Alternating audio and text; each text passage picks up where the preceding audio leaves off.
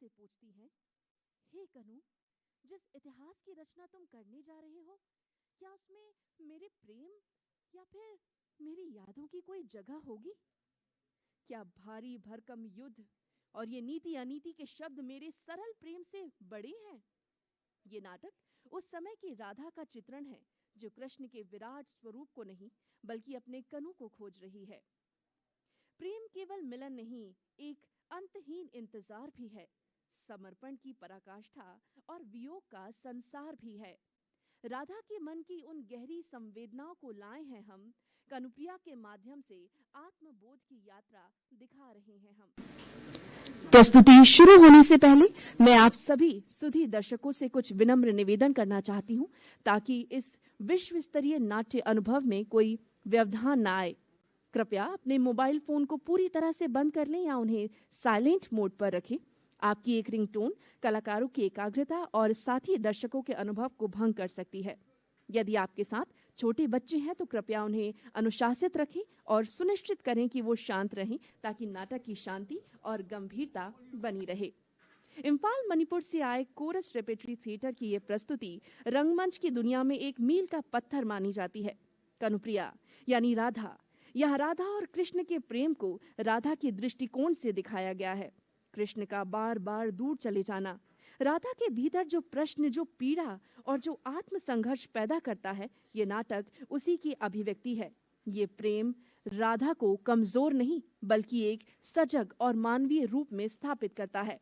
रतन ध्याम जी की विशिष्ट शैली, जिसमें लाल रंग का सघन प्रयोग, प्रकाश और अंधकार का संतुलन और मणिपुरी लोक कलाओं का अद्भुत सामंजस्य है, जो इस नाटक को मात्र एक कहानी नहीं बल्कि एक दार्शनिक अनुभव बना देता है। तो आइए मणिपुर की माटी की महक और राधा के शाश्वत प्रेम की इस आध्यात्मिक यात्रा में डूबने के लिए तैयार हो जाइए। मंच पर साआदर आमंत्रित है कोरस रेपेट्री थिएटर इम्फाल और उनकी शानदार प्रस्तुति कनुप्रिया।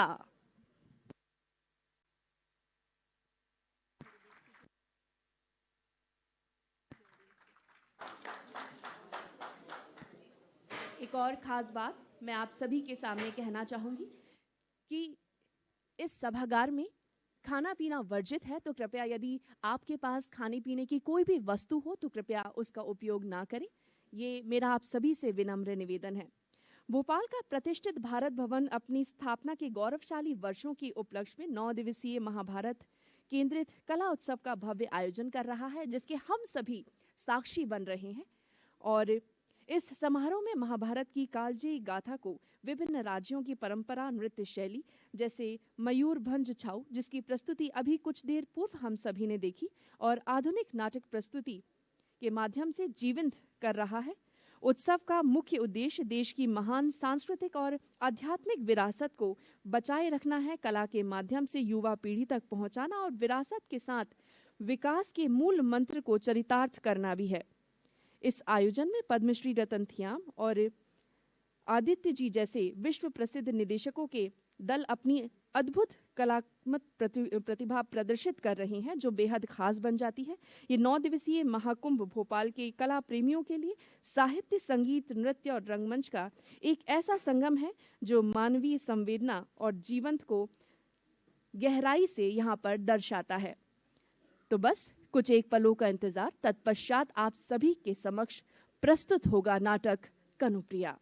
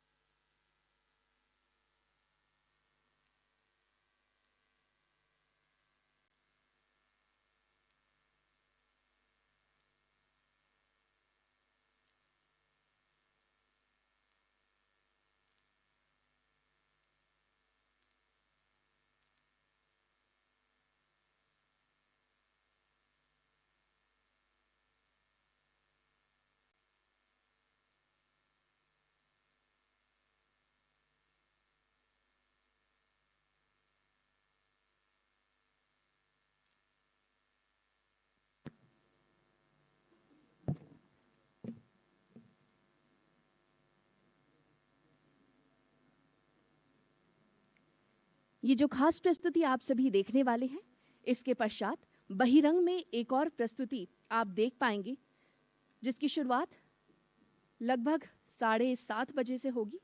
सभ्यताओं के संघर्ष और औदार्य पर एकाग्र विमर्श विश्व कविता पाठ का पुनर्पाठ यहाँ पर किया जाना है।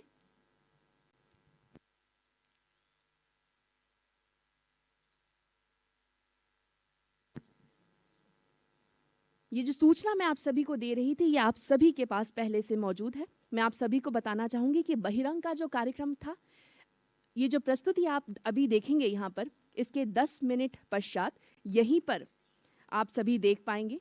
और ये बेहद ही खास कविता पाठ है। वैश्विक सभ्यताओं का इतिहास, संघर्ष और औदार्य की साझा गाथा यहाँ पर आप सभी को सुनने को मिलेगी।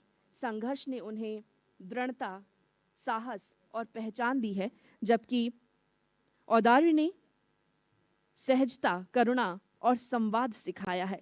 टकराव के बीच भी संस्कृतियां एक दूसरे से किस तरह से रिश्ता रखती हैं, मानवता रखती हैं, उसको यहाँ पर आप सभी देख पाएंगे।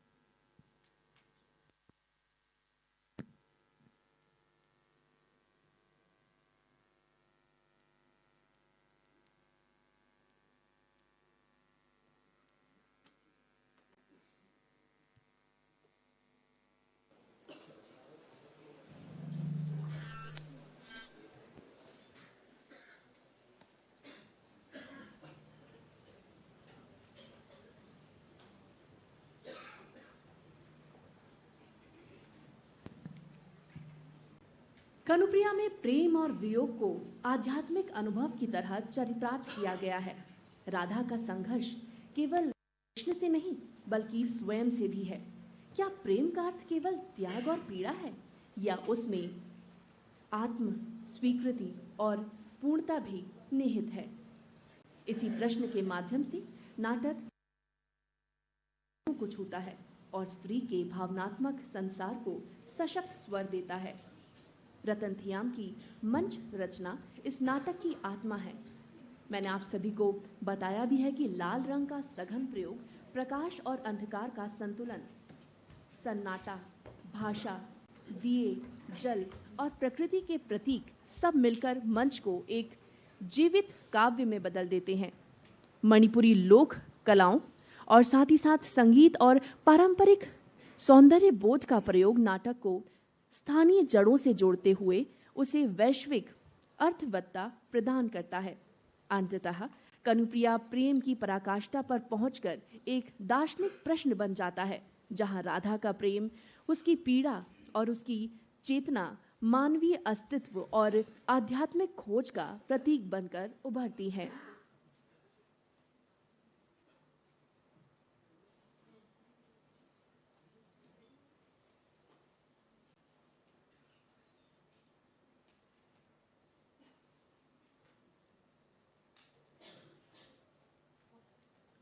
तो देवियों और सज्जनों, लीजिए प्रस्तुत है कोरस रेपेट्री थिएटर इम्फाल और उनकी शानदार प्रस्तुति कनुप्रिया।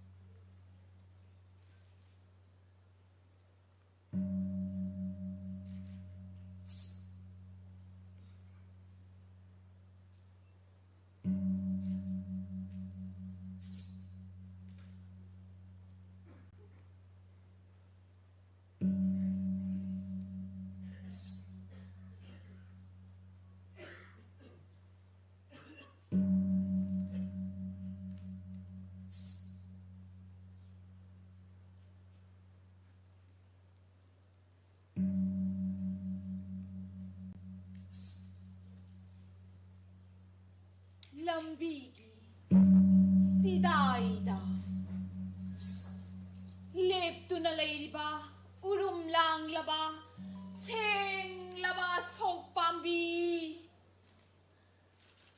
ꯅꯪꯕꯨꯅꯦ ꯑꯩꯒꯤ ꯈꯣꯡꯌꯥ ꯑꯁꯤꯅ ꯑꯃꯨꯛꯇꯪ ꯁꯣꯛꯇ꯭ꯔꯤ ꯐꯥꯎꯕ ꯃꯄꯣꯛ ꯀꯌꯥꯗ ꯂꯩ ꯁꯥꯠꯇꯅ ꯂꯩꯒꯅꯤ ꯍꯥꯏꯅ ꯅꯪꯅ ꯍꯥꯏꯔꯤꯕ ꯀꯔꯤꯒꯤꯅꯣ ꯅꯪ ꯈꯪꯕ꯭ꯔꯥ ꯑꯩꯍꯥꯛꯅ ꯀꯌꯥꯔꯛ ꯍꯟꯅ ꯅꯪꯒꯤꯗꯃꯛ ꯎꯐꯨꯜꯗ ꯇꯤꯟꯈꯤ ꯎꯔꯥꯒꯤ ꯃꯇꯦꯡ ꯂꯧꯗꯨꯅ ꯂꯩꯄꯥꯛ ꯃꯅꯨꯡꯒꯤ ꯑꯔꯨꯕꯗ ꯀꯨꯝꯊꯔꯒ ꯅꯪꯒꯤ ꯑꯀꯟꯕ ꯃꯔꯥꯒꯤ ꯁꯤꯡꯂꯤꯔꯛꯇ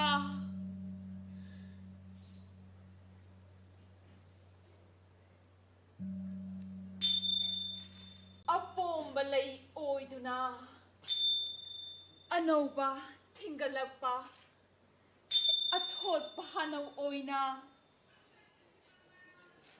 ꯅꯨꯡꯁꯤꯕ ꯃꯅꯝ ꯑꯣꯟꯗꯨꯅ ꯇꯨꯃꯤꯟꯅ ꯇꯨꯝꯊꯈꯤ ꯑꯩꯅ ꯀꯔꯝꯕ ꯃꯇꯝꯗ ꯕꯁꯟꯇ ꯔꯤꯇꯨ ꯂꯥꯛꯂꯒ ꯅꯪ ꯑꯁꯦ ꯑꯩꯅ ꯂꯩꯁꯥ ꯇꯝꯂꯛꯄꯗ ꯑꯃꯨꯛꯇ ꯄꯨꯄꯤꯒꯦ ꯈꯟꯅ ꯈꯟꯅ ꯑꯗꯨ ꯐꯥꯎꯕ ꯅꯪꯅ ꯑꯩꯕꯨ ꯅꯤꯡꯁꯤꯡꯈꯤꯗꯦ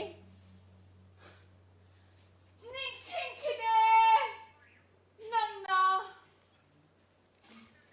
ꯑꯗꯨꯗꯅꯦ ꯑꯩꯒꯤ ꯑꯉꯥꯡꯕ ꯃꯆꯨꯅ ꯂꯩꯇꯦꯡꯂꯕ ꯈꯣꯡꯌꯥ ꯑꯁꯤꯅ ꯅꯪꯕꯨ ꯑꯩꯅ ꯑꯩꯒꯤ ꯃꯅꯨꯡꯗ ꯂꯩꯕꯅꯤ ꯍꯥꯏꯅ ꯅꯤꯡꯁꯤꯡꯍꯟꯈꯤ ꯅꯪꯒꯤ ꯇꯨꯈꯣꯡ ꯈꯨꯗꯤꯡꯃꯛꯇ ꯑꯩꯅ ꯇꯨꯝꯂꯤ ꯍꯧꯖꯤꯛꯇꯤ ꯅꯪꯒꯤ ꯁꯤꯡꯂꯤ ꯃꯅꯨꯡꯗ ꯑꯩꯅ ꯏꯁꯥ ꯈꯞꯇꯨꯅ ꯄꯥꯏꯔꯒ ꯁꯥꯟꯅꯔꯒꯅꯤ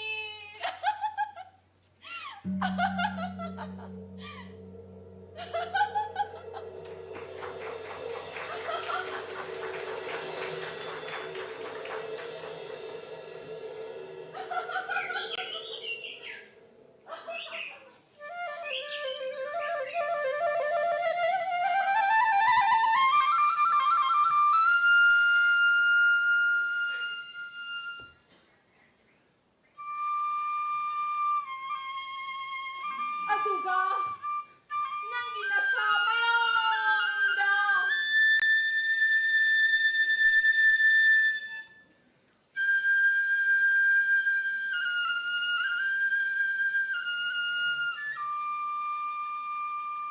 ꯑꯉꯥꯡꯕ ꯂꯩ ꯏꯅꯥꯁꯣꯝ ꯑꯣꯏꯅ ꯁꯥꯠꯂꯔꯒꯅꯤ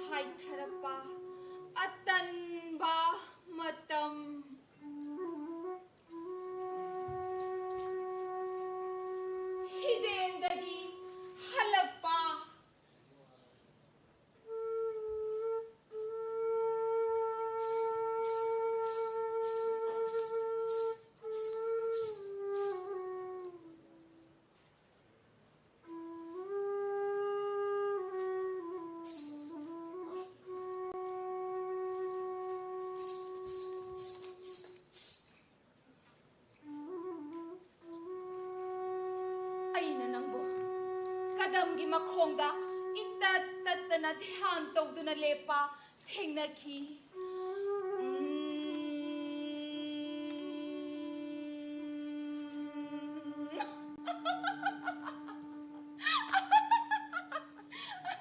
ꯑꯗꯨꯗꯗꯤ ꯑꯩꯅ ꯅꯪꯕꯨ ꯎꯃꯪ ꯂꯥꯏ ꯑꯣꯏꯔꯕꯣꯏ ꯅꯤꯡꯗꯨꯅ ꯀꯌꯥꯔꯛ ꯉꯛꯅꯣꯟꯗꯨꯅ ꯈꯨꯔꯨꯝꯖꯈꯤ ꯑꯗꯨꯕꯨ ꯅꯪꯗꯤ ꯁꯨꯛꯂꯦꯡ ꯂꯦꯡꯗꯅ ꯁꯪꯁꯥꯔꯒ ꯁꯝꯅꯗ꯭ꯔꯕꯒꯨꯝ ꯊꯥꯗꯣꯛꯂꯕꯒꯨꯝ ꯂꯦꯞꯇꯨꯅ ꯑꯗꯨꯝ ꯂꯩꯈꯤ ꯑꯩꯅ ꯅꯣꯟꯖꯕꯗꯁꯨ ꯀꯩꯗꯧꯉꯩꯗꯁꯨ ꯅꯪꯅ ꯂꯧꯕꯤꯈꯤꯗꯦ ꯅꯨꯃꯤꯠ ꯑꯃꯒꯤ ꯃꯊꯪ ꯅꯨꯃꯤꯠ ꯀꯌꯥ ꯍꯧꯈꯤ ꯑꯩꯁꯨ ꯅꯪꯉꯣꯟꯗ ꯅꯣꯟꯖꯕ ꯇꯣꯛꯈꯤ ꯑꯗꯨꯕꯨ ꯑꯩꯗꯤ ꯀꯗꯥꯏꯗꯒꯤ ꯈꯪꯒꯅꯤ ꯃꯗꯨꯒꯤ ꯅꯪꯅ ꯄꯥꯎꯈꯨꯝ ꯄꯤꯗꯅ ꯂꯩꯈꯤꯕ ꯑꯗꯨꯅ ꯇꯠꯅꯔꯔꯣꯏꯗꯕ ꯃꯔꯤ ꯑꯣꯏꯗꯨꯅ ꯈꯨꯔꯨꯝꯖꯕꯒꯤ ꯈꯨꯕꯥꯛ ꯂꯣꯝꯅꯕꯗ ꯈꯨꯖꯦꯡꯗ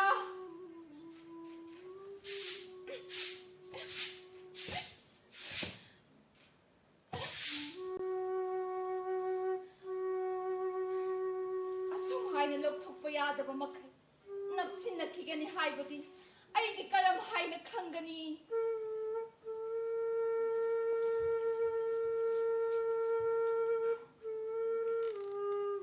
ꯅꯪꯁꯦ ꯇꯨꯃꯤꯟꯅ ꯂꯦꯞꯇꯨꯅ ꯂꯩꯕ ꯅꯠꯇꯦ ꯍꯥꯏꯕꯗꯤ ꯑꯩꯅ ꯈꯨꯔꯨꯝꯕꯒꯤ ꯃꯨꯗ꯭ꯔꯥ ꯑꯃꯗꯤ ꯑꯩꯒꯤ ꯈꯨꯠꯅ ꯂꯦꯡꯕꯒꯤ ꯃꯑꯣꯡ ꯑꯗꯣ ꯑꯣꯟꯊꯣꯛꯅ ꯈꯣꯏꯗꯥꯔꯨꯔ ꯃꯥꯜꯂꯦ ꯑꯩꯒꯤ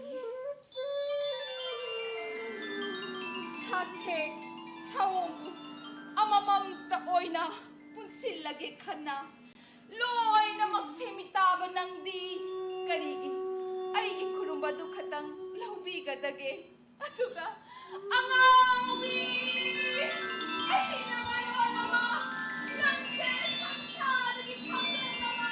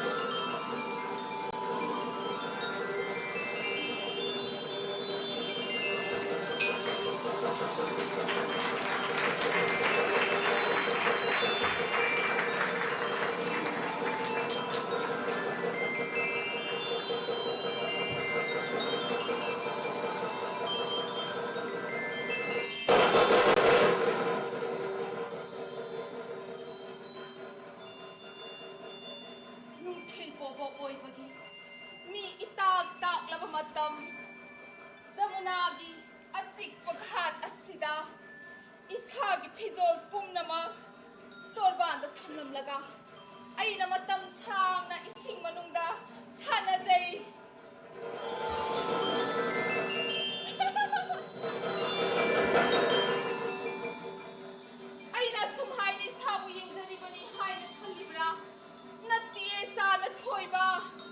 जमुनागी संबानबी इसिंदा अइगी उरीगुम निनिक लाउब हक्चांगी मओम मतौ अदुगी अकोइबा माइकई मरीदा रेनबा इसिंना कोई कुशिनबदो करम हाइना तवी खंबरा अदुबुरो मदो जमुनागी संबानबा नत्ते मदो फिजोल थापना थमख्रबा नंगना माइकई मरी मक्ता तुखों खुदिमक्ता नंगी नुरेनबा पांगोमना सेटना कोनसेनबगा पांखक कोइदो नंगना करी खल्ली मतम सागना इने साबु येंगजरिबनी हाइना खल्लिब्रा नत्तिए साना थोइबा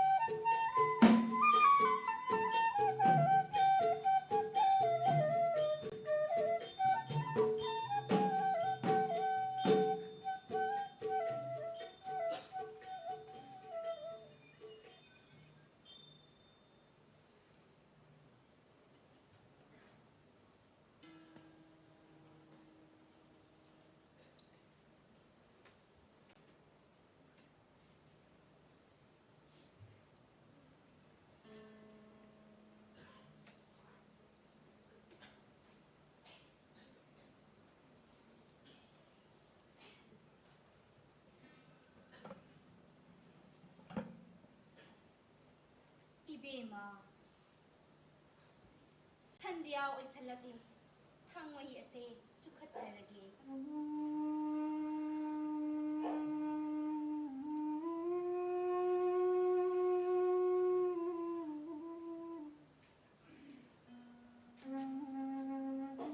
खंगोदना ngasi aigi haksangi sitar asigi mari amamamda nangna makhol tholiba ase sengna hayu aigi sanana leitengna baisai nangune kaidongai dagino nangna aigi manungda lotlaga tumnamliba ase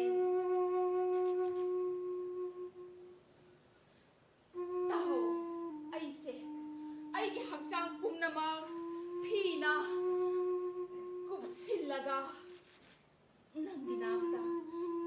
मरक्ता लाखिबदो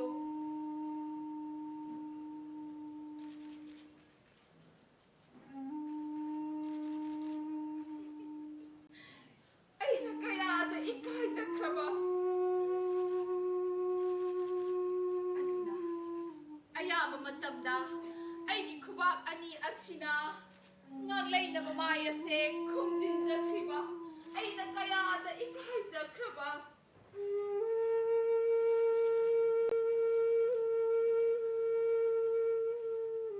aidi nangba yaba matamda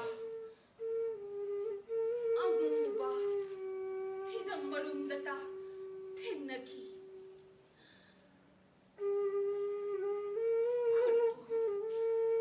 khutna Kidabado kaya de kai thikrabano namamda ise adu is ai di karamna di khangani do hobjik matam asida ishab kupsana ba phizon ama phawba leitrabada nangna ai gi haksang sitar si mari amamam da makhol thobalakani haibadi taune hayo aigi sanana leiteng labai sai nangbune miku asita bungai duna nangna aigi manungda lot laga tunglam liba se kayam kuirabage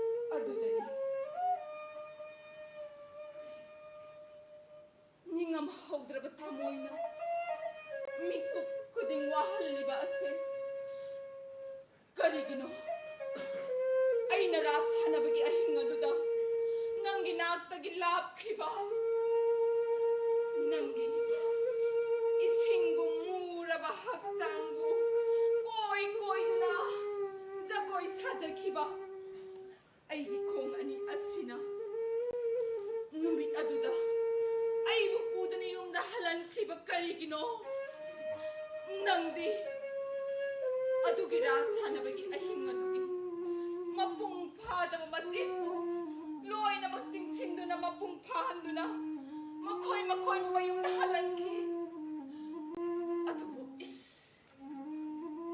adugi mapung phabado aigi haksangi marik-marikta adumang matam khudimagta China kol piduna lai nangi dama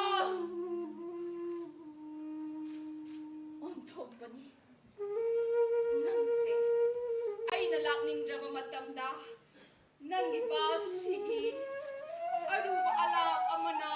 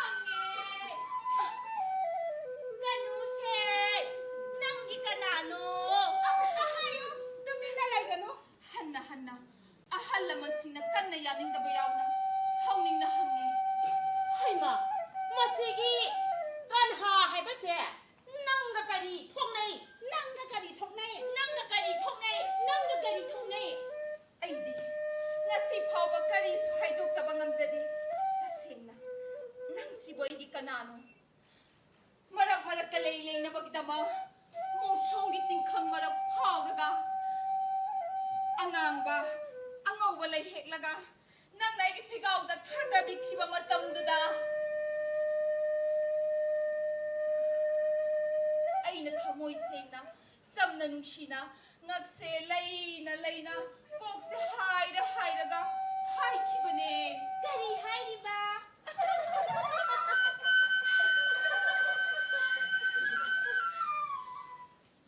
ꯅꯪꯅ ꯑꯩꯒꯤ ꯑꯃꯠꯇ ꯉꯥꯏꯔꯕ ꯊꯋꯥꯏꯅ ꯇꯥꯖꯕ ꯆꯥꯅꯕ ꯁꯈꯥꯅꯦ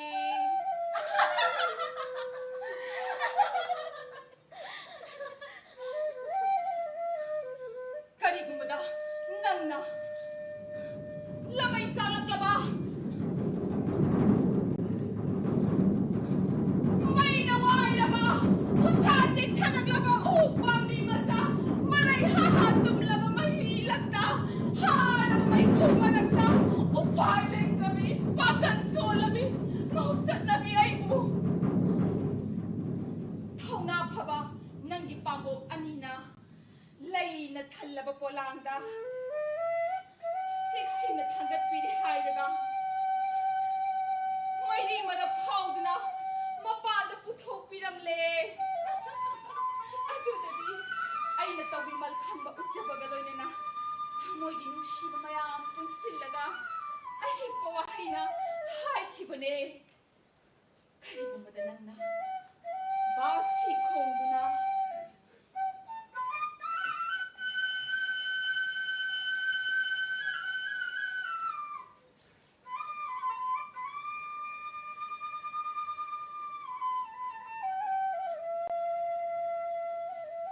ꯑꯩꯕꯨ ꯀꯧꯔꯛꯄ ꯃꯇꯝ ꯁꯨꯝꯍꯠꯂꯕꯤ ꯁꯖꯤ ꯃꯆꯥꯒꯨꯝ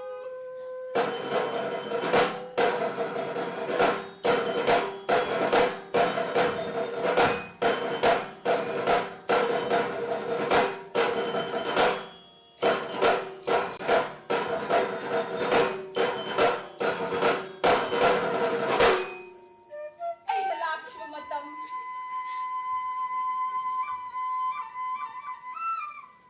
ꯅꯪꯒꯤ ꯄꯥꯝꯕꯣꯝ ꯀꯣꯝꯐꯛꯇ ꯆꯦꯠꯅ ꯀꯣꯟꯁꯤꯜꯂꯛꯄꯗ ꯑꯩꯅ ꯃꯥꯏ ꯑꯁꯦ ꯎꯞꯁꯤꯜꯂꯒ ꯍꯥꯏꯕꯅꯤ ꯀꯥꯟꯍꯥꯁꯦ ꯑꯩꯒꯤ ꯄꯥꯟꯗꯝꯅꯤ ꯑꯩꯅ ꯂꯥꯠꯆꯕꯅꯤ ꯑꯩꯒꯤ ꯄꯟꯊꯨꯡꯐꯝꯅꯤ ꯑꯗꯨꯕꯨ ꯅꯪꯅ ꯂꯝꯍꯦꯟꯕ ꯁꯥꯗꯨꯅ ꯁꯈꯤꯁꯤꯡꯒꯤ ꯃꯥꯡꯗ ꯑꯩꯕꯨ ꯁꯥꯊꯤꯅ ꯂꯛꯅꯔꯛꯄ ꯃꯇꯝ ꯃꯤꯠꯇ ꯏꯔꯥ ꯆꯦꯟꯗꯨꯅ ꯍꯟꯅ ꯋꯥꯁꯛꯇꯨꯅ ꯁꯈꯤ ꯃꯌꯥꯝꯗ ꯍꯥꯏꯈꯤ ꯀꯥꯟꯍꯥꯁꯦ ꯑꯩꯒꯤ ꯀꯅꯥꯁꯨ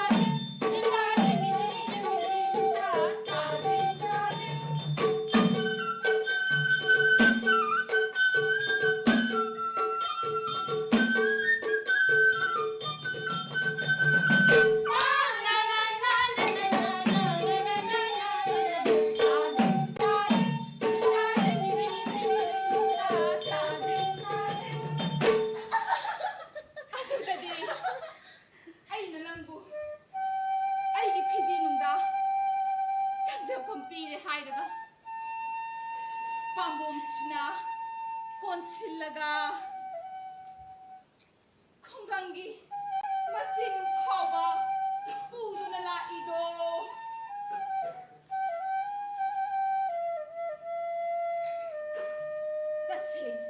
तसेंगनमक हेक हाइरबदी आई हाक्ति मतमदुदा यामना पिकलिबिनी हाइबा असे पुंकाव काव थोकलुरबिने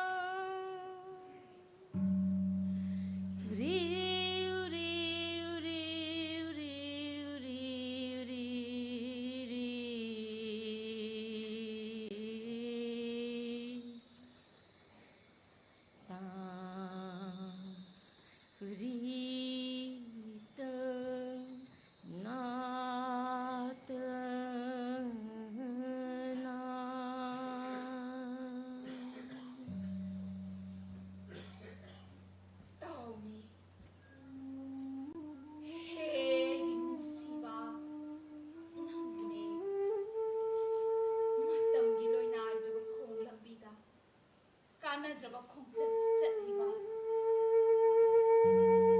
नुमित अमदि था ngangliba mahasagar mahalangi ipong da jagoy sadibi unasi nungshagi mangal da satsaribi lairangsing khabali mangal la sinthariba turesi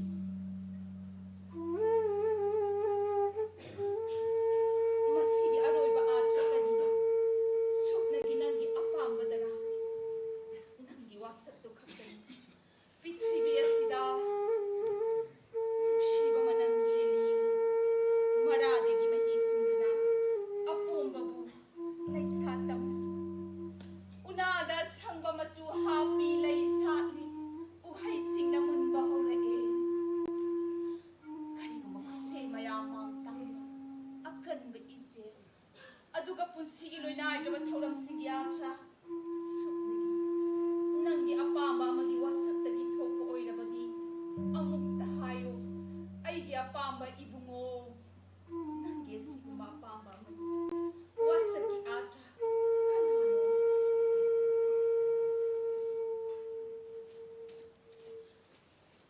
kanano nang nathiba mabu thibada matam gi loinai da khong lambida numit ka thaga thakraba kanagi damak nu nangna mahasagar gi ngauraba pambom tingthok haliba aduga kanagi damak no nangna turelgum lehan duna ithak singna lei pare goiduna ngaksamda thabakta khuzeng sijaliba mahak ado aini sana thoiba mahak ado ahinini aduga khusem punamakse leiram loi tinsin khiram gani aigi akan mathamoi irang marakta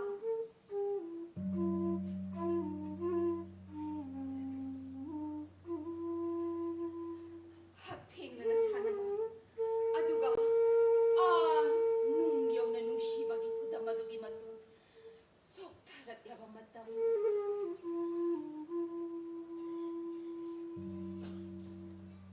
nangi sandan pambongda sumhattuna leijabado pag sallaba kusemase tanthalayum adudagi ai soktharaduna tumthari gyan yaudana pangtharaduna adudagi amung nang nahudorapa ahing nung yaida tapna nungsina adudagi ai kapthulakpa haine khibawa sattawna pamjaba hingnong yai haifam khangdraba achikpa nini naw bhaksang tabla soklakpa naksinnarakpagi saithing mayek seng phataba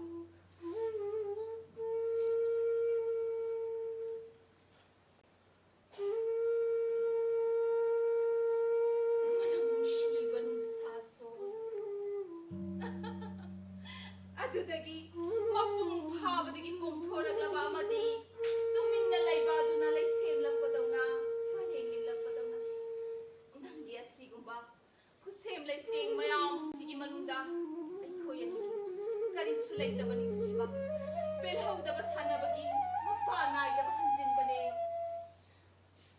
he bungo nangna pamliba khudingmaki atrani suknagi khusem aduga nang namapung phana pamliba khudingma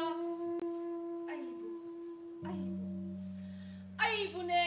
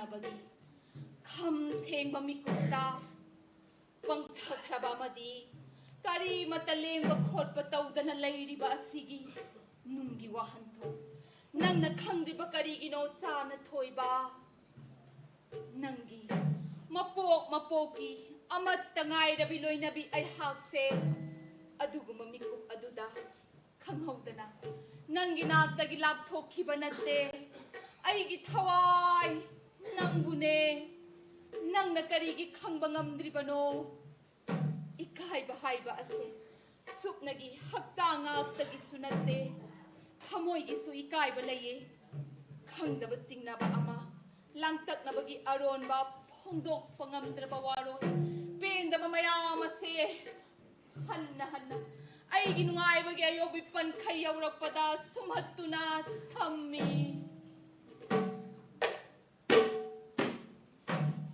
numittuda hainaw mapaltana lumtharaba yantharaba hainaw masa maraktagi kaya kuina bashigi khonjelna aibu heroin hankiba adubu aidi lakhide Jamunagi hidelda nga phabasingna makhoigi hisi punsin aduga lengbanda il thongatuna nausin hanamlaga chatna adubu aidi lakhidre chinwalda nangna basi thamkhidre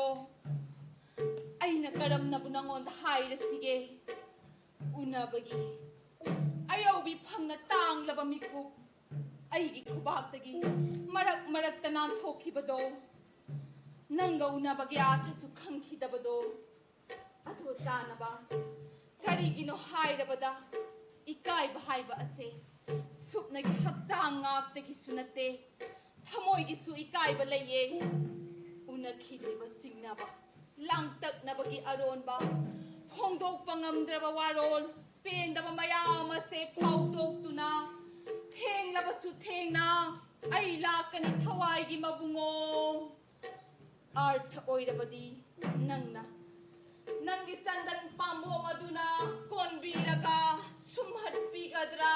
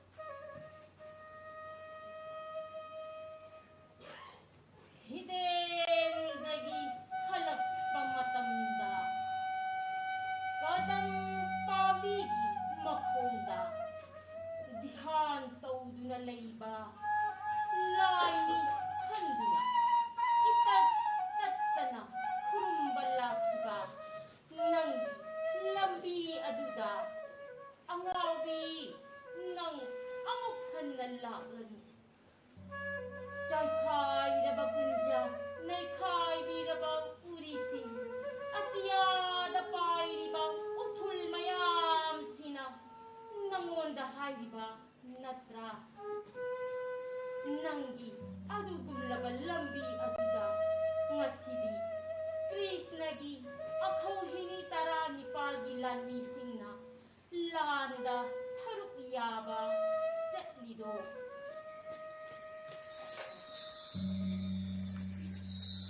ngasidi nangi lambi adudagi tongana handoknaga lepu amawi puri sindi punjada losinko saina pol thanglaba nangi nungsiba punamak ngasidi lamdam adugi dwarikagi lan pambalan ni singi chatlam lambi oirere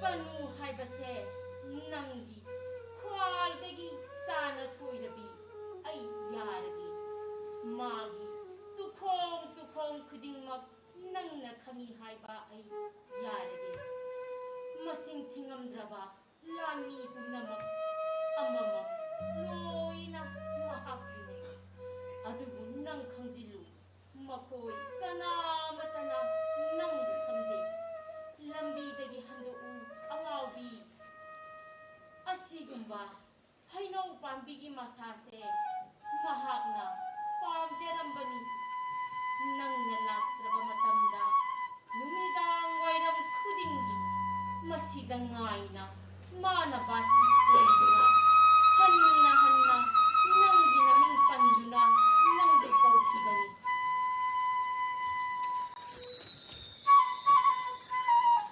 asigumba hainau pambisingse matam pumbagi oina loina kathathagani maramdi Krishnagi senapati singi nungshitagi hena yangna senba ratha singi atiyapak na waglaba phiral sing pandani haiduna yantathagani aduga lambigi sidaida leptuna leiriba asok pandi ase ngasi matup tana kaplabasu kari tawni haibagi aduga khunggangi misingna lani singbu okpagidamag achauba hojam saramdrabadi khunggang ado tumna naikhairanggadra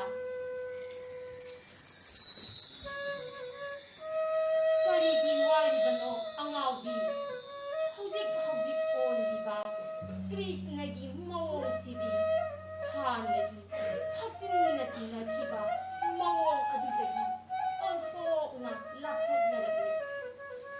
Wari ba karigino apangbi krik inaraba miyamarak asida nang amadi nang ginusiba sakang daba gumlehore pong angawi kanagidamag mananusizaba mahakto madugi akaw hinitego tarani pangilani layram gadage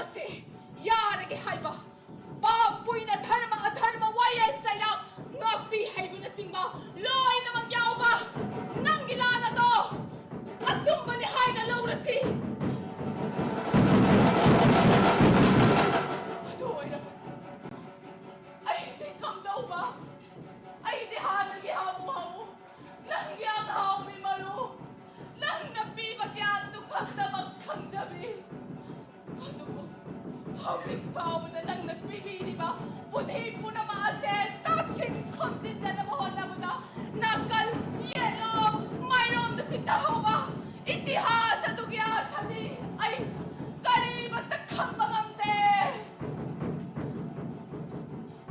Ay, higizang nada, ay, pungza kaya, isabuyeng do na sana zabado.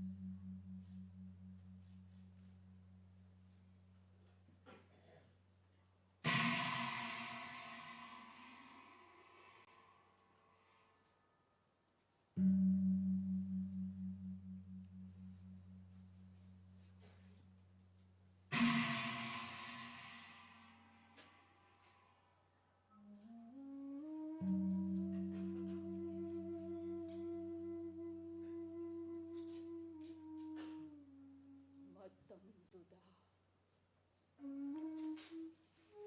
Nang naibungay kibrakanu. Se. Ay loy na maghadok lamlagalakle. Adunan. Ay nagkonggol gumnangon datin kidriba. Adunan eh.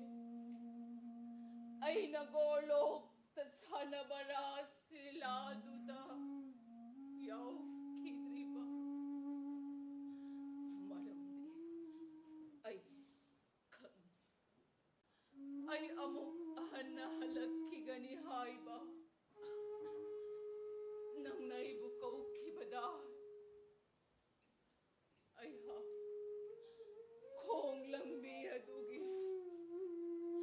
Alo walay sinpang mamadalep do na.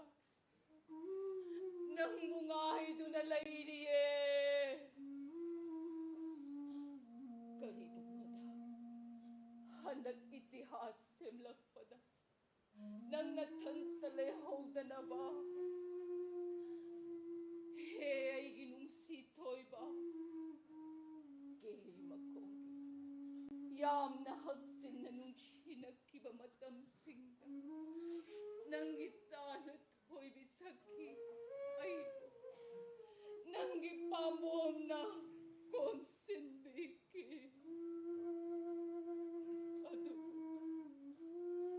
mahak ado, nang naitihas na konsinbada, kanda na rin magkarigin o ibungo. Ay yaw draba nang itihas na, kaday nagi art na tok libano.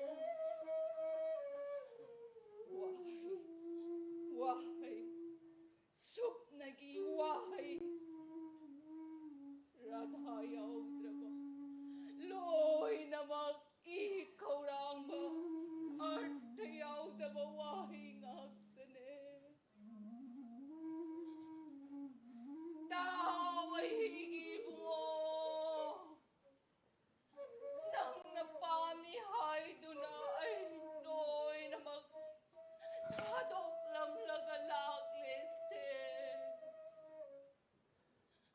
matungdag ka na matan nang gikilis sa kiyase nang gimuray na bahag sa ngawhan mga sup nagi isay gilayhoy na layhaw re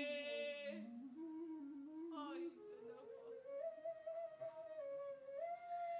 ay lakle nung shiba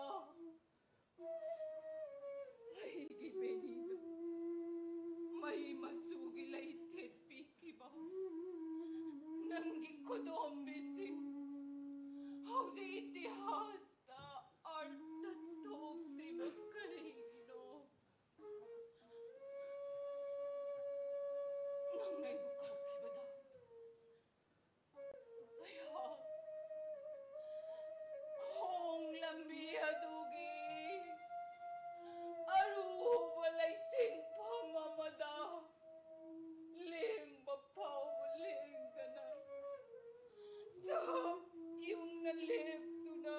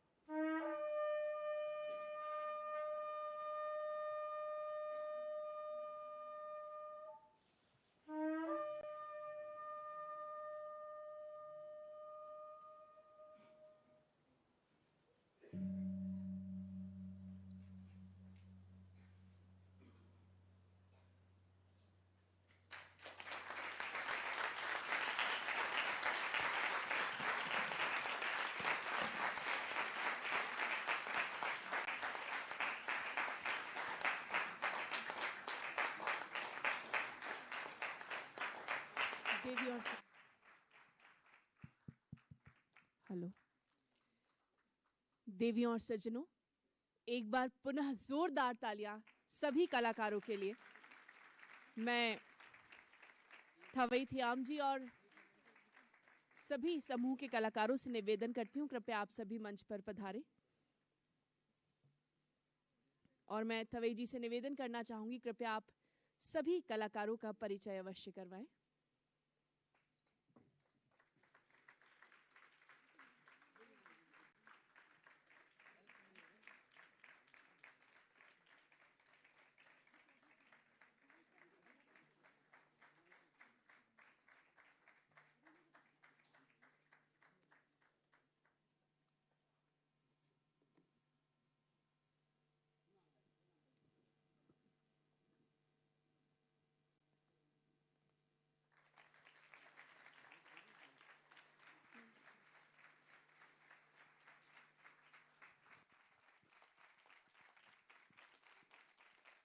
अपने से ही कर लेंगे।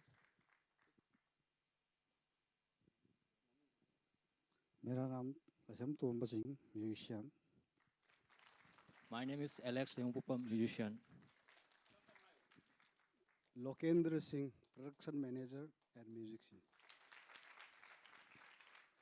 मेरा नाम Rashiya Loksambam, Gopi number 1। My name is Rosti Devi, Gopi number 2. मेरा नाम भी कृष्णचंद्र शर्मा।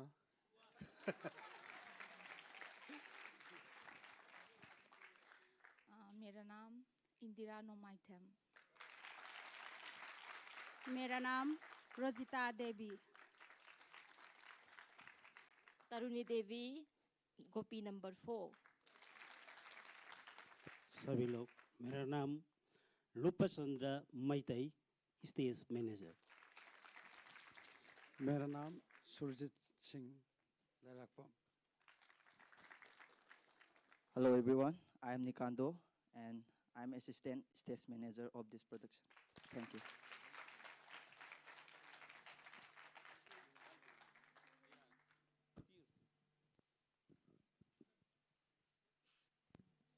और अब मैं मंच पर आमंत्रित करना चाहूंगी श्री राम तिवारी जी, न्यासी सचिव वीर भारत न्यास एवं संस्कृति सलाहकार माननीय मुख्यमंत्री जी। जोरदार तालियां हो जाए श्री राम तिवारी जी के लिए।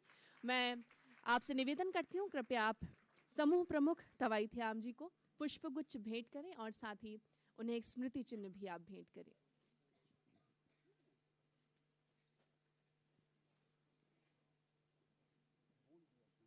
आप लोग आए और भारत भवन को और भोपाल को आपने सुंदर बनाया अपनी रचना से, इसके लिए हम दिल से कृतज्ञ हैं और बार बार आते रहें।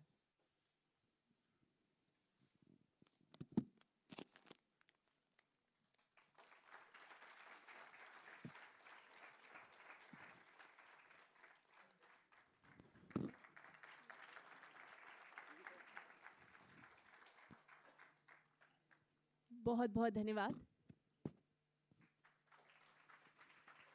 और मैं आप सभी को बताना चाहूंगी, ऑडियंस में से किसी का बैग यहाँ पर अगर नहीं मिल रहा है तो एक बैग हमें यहाँ पर प्राप्त हुआ है, आप वॉलंटियर से उसे रिसीव कर सकते हैं।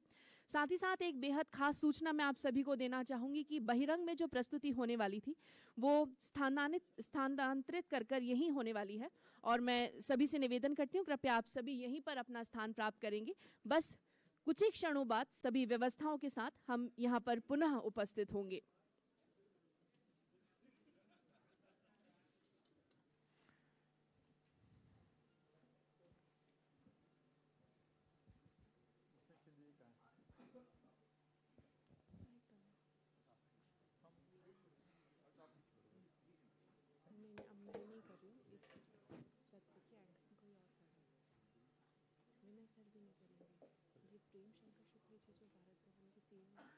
आइए सर, राजेंद्र गुप्ता जी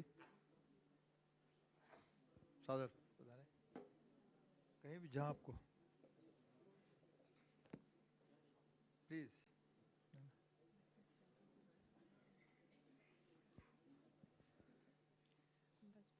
जयंत देशमुख जी,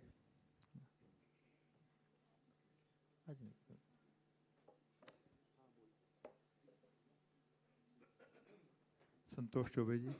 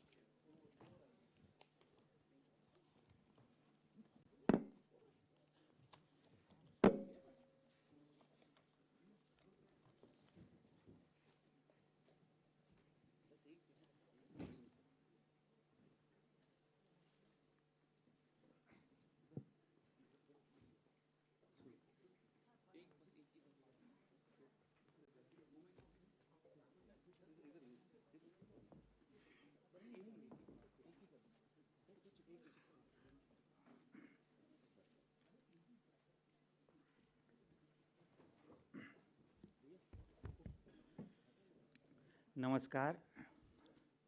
ये कविता के पुनर्पाठ और वैचारिक सत्र में आप सबका स्वागत है, अभिनंदन है। आप सब देख ही रहे हैं कि मंच पर हमारे देश के समाज के प्रश्नों पर, इतिहास के प्रश्नों पर, मीडिया के प्रश्नों पर, संस्कृति के प्रश्नों पर जो लोग विचार विमर्श करते रहे हैं, जिनको हम लगातार सुनते रहे हैं, उनकी आभा यहाँ मंच पर हम सब तक आ रही है। मैं उनका स्वागत करता हूँ, अभिनंदन करता हूँ। एक मुझे 3 दिन से बहुत ही अंदर से खुशी है, छोटा मोटा लिखने पढ़ने की वजह से। एक श्लोक है, अश्वस्थामा बलिर्व्यासो हनुमानश्च विभीषण कृपः परशुरामश्च सप्तैते चिरजीविनः। ते जो 7 चिरजीवी हैं उसमें महर्षि व्यास भी हैं, तो यहीं कहीं होंगे और श्री राम तिवारी साहब को, इस प्रोग्राम के आकल्पक को धन्यवाद कर रहे होंगे। बहुत इनको बार बार कह रहे होंगे कि ऐसा महाभारत पर एक अनूठा आयोजन, अपने तरह का आयोजन जो भारत भवन में श्री राम तिवारी सर ने रचा है, वीर भारत न्यास की तरफ से, भारत भवन और संस्कृति विभाग के सहयोग से, उसको व्यास आशीर्वाद दे रहे होंगे और उनका महाभारत ऐसे हो रहा है, इसके प्रति उन्हें निश्चय ही प्रसन्नता होगी। तो मैं भारत भवन की तरफ से और आप सब की तरफ से श्री राम तिवारी साहब का अभिनंदन करता हूँ इस सुंदर आयोजन के लिए। इसमें एक बहुत ही सुंदर संचयन आपके ही प्रेरणा से बना है, सभ्यता की सांस करके। कहीं न कहीं एक आपकी ही परिकल्पना है कि महाभारत का जो एक साभ्यतिक संदेश है वो बहुत महत्वपूर्ण है, उस पर बातचीत होनी चाहिए। तो पिछला जब आपने ही सदानीरा समारोह किया था तो एक पृथ्वी पानी का देश है नाम से संग्रह निकला था, जो भारतीय खास तौर पर हिंदी कवियों पर की कविताओं पर आधारित था, जो जल और नदी की कविताएं थी। एक संचयन निकला है सभ्यता की सांस, और उसमें देश के, भारत के बाहर के, भारत के इतर जो कवि हैं तमाम भाषाओं में, उनकी कविताओं का संचयन है सभ्यता की सांस। और निश्चय ही हम सब के धमनियों में जो लहू बह रहा है, उसमें हमारी माँ जो लोरियाँ सुनाई हैं, अर्थात जो पहली कविता का स्पर्श हमें मिला है, तो वो सांस ही हम उसको कह सकते हैं, एक तरह के सभ्यता की सांस ही है। तो ये संचयन निकला है, तो उसकी कुछ कविताओं का पुनर्पाठ यहाँ आपके सामने होगा। और हमारे जो विचार सत्र के विद्वान वक्ता हैं, वो भारत का अर्थ विषय रखा गया है कि भारत का एक्चुअली क्या अर्थ है, किस अर्थ में हम भारत कहते हैं। और आप सब जानते हैं कि भारत का बहुत व्यापक अर्थ है। भारत के मनीषा ने ही पहली बार किसी दुनिया में कहा गया था वसुधैव कुटुंबकम, तो भारत की मनीषा ने ही पूरी वसुधा को अपना कुटुंब कहा था, अपना परिवार कहा था। ये भारत का है। तो एक भौगोलिक अर्थ में जितना भारत है, ज्ञान परंपरा के अर्थ में, बौद्धिक अर्थ में, पूरी दुनिया ही एक तरह से भारत में समाहित है। भारत की जो रचना धर्मिता है, ज्ञान परंपरा है, सोचने विचारने का एक तरह से आर्ष परंपरा है, वो सब पूरी दुनिया में गई है। हमारी महान कृतियाँ दुनिया में गई हैं, तो पूरे विश्व में भारत अपनी तरह से आलोकित है। इसमें मुझे खुद ऐसा लगता है, जो सर ने, श्री राम तिवारी सर ने रखा है इसको, तो गहरे अर्थों में जो हमारी पूरी आध्यात्मिक परंपरा है जो किसी देश को, मुझे नहीं लगता कि ये गौरव प्राप्त है। आप देखते हैं कि जो सांस्कृतिक विमर्श हैं उसमें भारत को सबसे ज़्यादा जिस चीज़ में बहुत वरीयता दी जाती है और सब उसके सामने नतमस्तक होते हैं, वो आध्यात्मिक चेतना ही है। जो हमारे ऋषियों ने, मनीषियों ने, मुनियों ने जो काम किया है, तो हमारी जो तपश्चर्या है वो पूरी दुनिया में उसका आलोक है, उजाला है। तो भारत इस अर्थ में कितना बड़ा भारत है। मैं जाहिर है कि बहुत सारी चीज़ है तो मैं ना बोलूं क्योंकि आगे हमारे वक्ताओं को इस विषय को खोलना है आप सबके सामने। मैं वीर भारत न्यास की न्यासी, इस पूरे आयोजन के इस प्रकल्प के प्रकल्पक श्री राम तिवारी सर से आग्रह करता हूं कि मंचासीन अतिथियों का स्वागत करने का कष्ट करें। आदरणीय श्री राम तिवारी सर।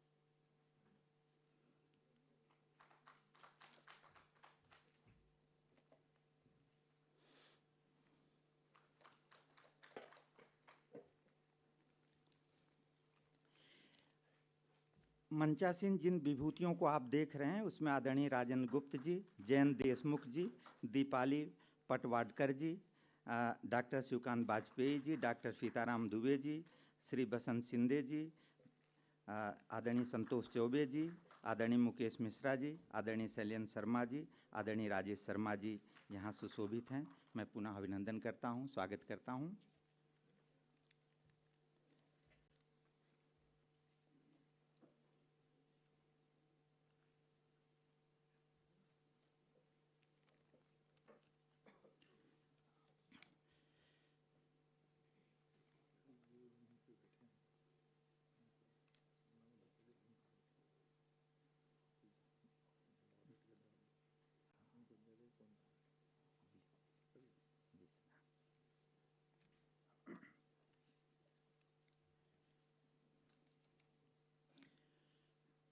चूँकि कविता के पुनर्पाठ का है और आगे जो वैचारिक सत्र का जो मॉडरेट करेंगे उसके बारे में भी हम आगे आपको बताते चलेंगे। तो एक कविता पहले एक शुभारंभ के बतौर हम फिर सर का स्वागत वक्तव्य आएगा। कविता का शीर्षक है सदी का चौथाई। एक चौथाई बीत गई है हमारी 21वीं सदी और हमारा समय है कि बरबस छूट रहा है हमारे हाथ से। निहार रहे हैं हम गति की दुर्गति और बाजारूपन की बढ़त में बाजार की अंधेर, जबकि हमने पूरे होशो हवास में सोचा था और देखा था यह महास्वप्न कि इस सदी में नहीं होंगी पिछली सदी जितनी तकलीफ़ें, और मनुष्यता पर आने नहीं देंगे हम कोई भी आघात। संस्कृति और प्रकृति के रिश्ते को रखेंगे ही हम सघनतम और अच्छाई की हिफाजत में होने नहीं देंगे कोई भी चूक। सदी की शुरुआत में ही हमने महाजीवन के महामंगल के लिए रचा बसा लिए थे कितने तो उजले सपने, लेकिन यह क्या हुआ कि खर्च हो गई 1/4 शताब्दी और अशांत हिंसा, उन्माद, क्रूरता, षड्यंत्र दौड़ रहे हैं पवन वेग से उसी तरह। संकट की कितनी खबरें उड़ रही हैं इस गोलार्ध से उस गोलार्ध, मुश्किलों से घिर गया है परस्परता का विश्वास, और कितना दुर्लभ होता जा रहा है मनुष्य से मनुष्य के बीच का सद्भाव। छीने ले रहा है कोई राष्ट्रों की अस्मिताएं, निकाल रहा है कोई इतिहास से तलवारें, कोई दबोच लेना चाहता है पृथ्वी का कोई न कोई भूगोल, कोई नोच लेना चाहता है भाषा से सुंदरता के अर्थ और अभिप्राय।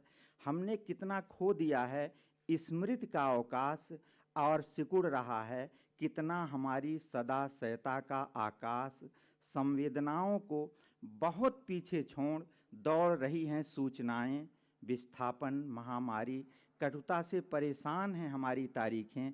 बढ़ते ही जा रहे हैं हमारे अपयश के अध्याय और लड़खड़ाई हुई है प्रश्नों की प्रतिष्ठा। हर दिन लहूलुहान कर दिया जा रहा है जब आत्मसम्मान, तब इतनी ही तो आकांक्षा है हमारी कि हर पेट में रहे रोटी की रोशनी और बना रहे आत्मा में करुणा प्रेम का अथाह। लेकिन आह सध कहाँ पा रहा है ठीक से यह। काट दिए जा रहे हैं घातक रसायनों से हमारी कल्पनाओं के पंख और हमारी चेतना में भी उड़ेल दिया जा रहा है जीवन विरोधी बहसों से निकलता हुआ सारा का सारा जहर।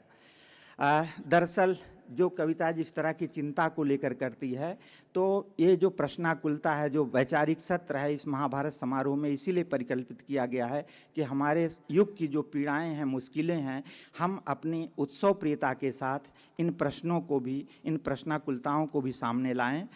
हम वैचारिक सत्र में आगे चलेंगे। इसके पहले स्वागत वक्तव्य के लिए आदरणीय श्री राम तिवारी जी, वीर भारत न्यास के न्यासी और इस आयोजन के परिकल्पक तिवारी साहब से आग्रह है कि आप आएं और स्वागत वक्तव्य देने का अनुग्रह करें। आदरणीय तिवारी जी।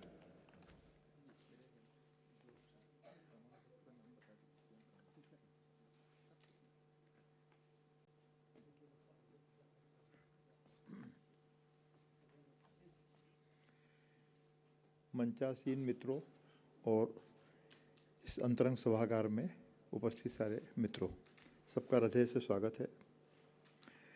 आज का जो सत्र हम लोग विचार जो हमने किया है, भारत होने का अर्थ, तो इसको लेकर बहुत सारे भ्रम देश और दुनिया में फैले हुए हैं। भारतवर्ष अपने भीतर मनुष्यता के महाभाव को बसाए हुए हमारी रगों में धड़कता मिलता है हमेशा। वैश्विक सभ्यताओं की सांस भारतवर्ष ही है। महाभारत के पहले और महाभारत के बाद कभी भी भारतवर्ष ने अपना हृदय बंद नहीं किया, कभी भी नहीं। मित्रों, वैश्विक सभ्यताओं के संघर्ष और औदार्य पर केंद्रित समागम महाभारत में आप सभी सहभागियों और सहयात्रियों का दिल से स्वागत है। बताना न होगा कि 21वीं सदी के सबसे कठिन समय में, जब दुनिया के आधे से अधिक देश अपनी इस फलती फूलती और मुस्कुराती हुई दुनिया को ही मिटा देने पर आमादा हैं, तब आप सब साथी इस खूबसूरत विकास की अनंत संभावनाओं और कविता से भरी पूरी दुनिया को बचाने के लिए अपनी अपनी अंजुरी भर बित्तासी कोशिश के लिए आ जुटे हैं।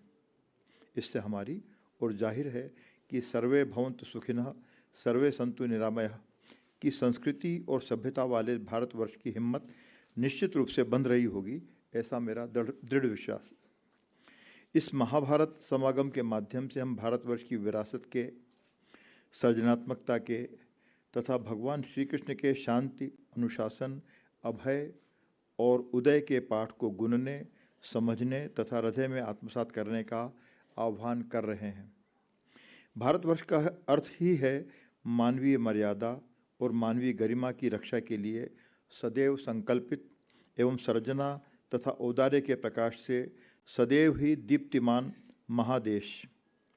विश्व बंधुत्व के भाव से आकंठ रचा बसा राष्ट्र, मानवीय सभ्यताओं की पारस्परिकता, मनुष्यता के जीवन, स्वप्नों और मानवीय संवेदनाओं के महाआलोक से समृद्ध भारतवर्ष। यदि हमारी सभ्यता ने युगावतार श्री कृष्ण के संदेश को पूर्ण रूपेण स्वीकार किया होता, अहंकार, राज्य लिप्सा और शक्ति के मद तथा युद्ध को अपनी मानसिकता बनाकर महाभारत के विनाश पर्व को अंगीकार नहीं किया होता, तो भारतवर्ष की शक्ति, सामर्थ्य, उत्कर्ष की कहानी कुछ और ही होती। इसलिए महाभारत के ज़माने में आज से 5-7 हज़ार वर्ष पहले हुए दुनिया के सबसे पहले विश्व युद्ध का हम उत्सव मनाने नहीं जा रहे, बल्कि उस समय हुए हमारी सभ्यता के संहार की ग्लानि से भी भरे हुए हैं। हम सच में Ravana, Duryodhana, Dhritarashtra, Shakuni, Genghis Khan, Sikandar, Napoleon, Babar, Hitler, Mussolini, Franco, Tojo को लेकर भी ग्लानि से भरे हुए हैं। और यह भी कि हम सिंधु सभ्यता के मौन, मेसोपोटामिया के भय आधारित कानून, मिस्र के मृत्युबोध, चीन की नैतिक सत्ता, यूनान के प्रश्नाकुल विवेक, रोम की संस्थागत शक्ति, माया और इंका के चक्रीय समय और फारस की सहिष्णु दृष्टि को आत्मसात कर वर्तमान तथा भविष्य की सभ्यता के संतुलन को साधना चाहते हैं, क्योंकि भारत या भारतीय होने का अर्थ ही है युद्धों से भरा विश्व इतिहास हमारे लिए इतिहास का निर्णय नहीं, मानवीय करुणा और सृजनात्मकता का संवाद है। हम सारी भूली बिसरी सभ्यताओं की आवाज़ सुनना और दोहराना चाहते हैं, क्योंकि यही भारतवर्ष की आवाज़ है। धन्यवाद।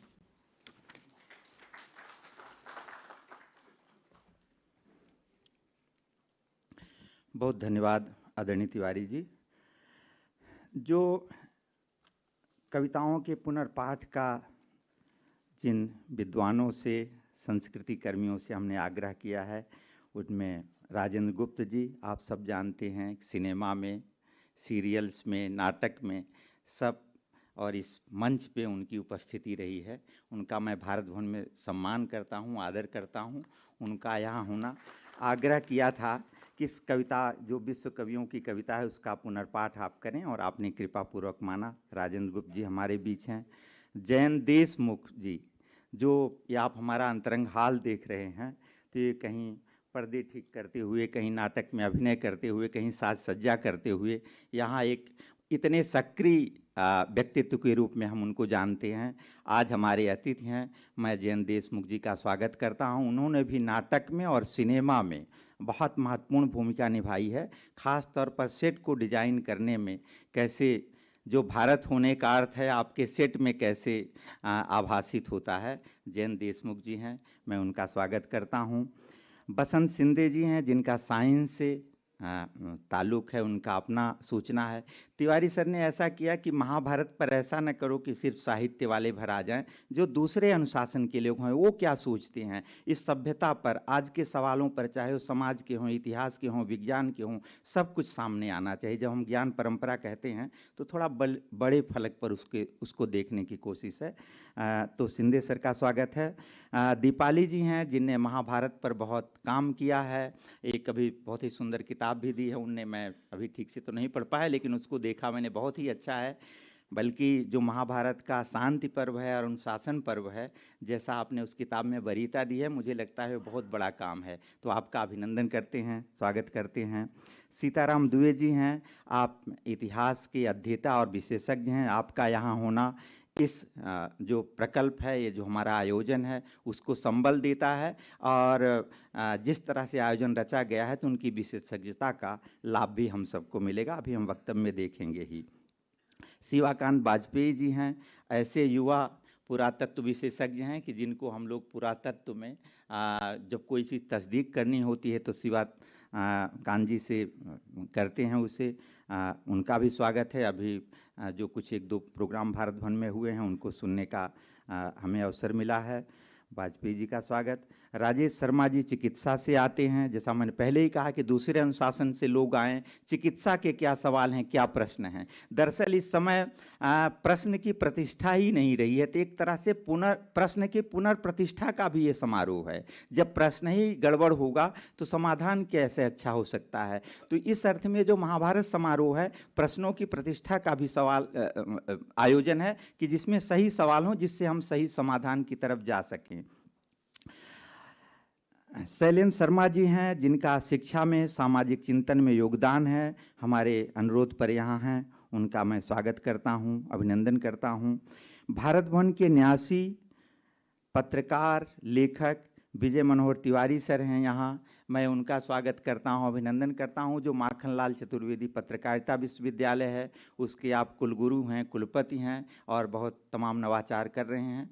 सर आपका विशेष स्वागत है। और इस परिसर के भी हम लोग तो कारिंदे हैं, मालिक वही हैं, इस अर्थ में भी उनका स्वागत है। मुकेश मिश्रा जी समाज के प्रश्नों पर, राजनीति के प्रश्नों पर, शिक्षा के प्रश्नों पर लगातार लिखते रहे हैं, और यहाँ हमारा जो ठेंगड़ी संस्थान है उसके डायरेक्टर हैं, और भारत भवन से इस तरह के आयोजनों से हमारे विभाग से उनका बहुत खूबसूरत राब्ता रहा है।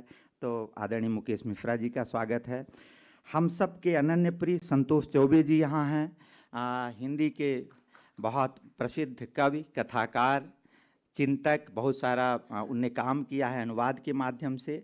और कई यूनिवर्सिटी हैं, मेरे ख्याल से 4-5 हैं, जो रविन्द्रनाथ टैगोर यूनिवर्सिटी लगातार, और विश्वरंग जो बड़ा आयोजन होता है देश में, बहुत बड़ा आयोजन होता है, उसके डायरेक्टर, आकल्पक, प्रकल्पक हैं उसके। और ये कहना चाहिए कुछ ही ऐसे लोग हैं जो तमाम कई अनुशासनों में रचनात्मक ढंग से सक्रिय हैं। उनमें से आदरणीय संतोष चौबे जी हैं, उनका स्वागत है, अभिनंदन है। तिवारी साहब का भी परिचय आप सबके सामने रखता ही रहा हूँ। संस्कृति विभाग के, चूंकि महाभारत है तो संस्कृति विभाग के भीष्म पितामह हैं सर। जैसे वो बाण विद्ध थे, ऐसे आप प्रश्न विद्ध हैं तमाम सवालों से, लेकिन बहुत खूबसूरत ढंग से विभाग को चलाया, नया चले, नवाचार के साथ काम चले।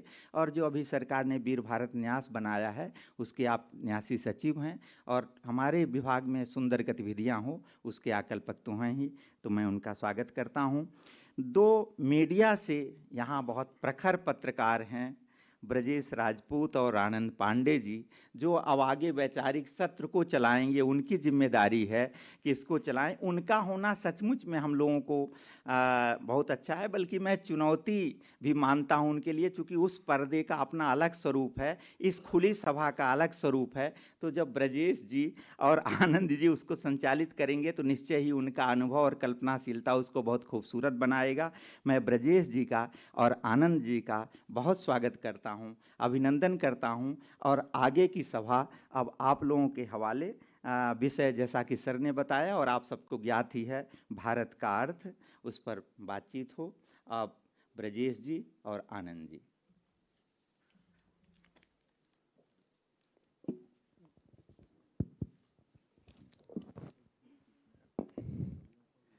मंच पर मौजूद सभी अतिथि और सामने बैठे सभी सम्मानित श्रोतागण, और आप जानते हैं बड़ी चुनौती है, इतना बड़ा मंच है और संभालना हम 2 पत्रकारों को है। जैसा कि कहा गया है कि प्रश्नों की पुनर्स्थापना भी यहाँ होनी है, तो किसी पत्रकार से ज़्यादा प्रश्न भला कौन पूछता होगा, तो हम लोगों को यहाँ बिठाना है जिम्मेदारी के साथ।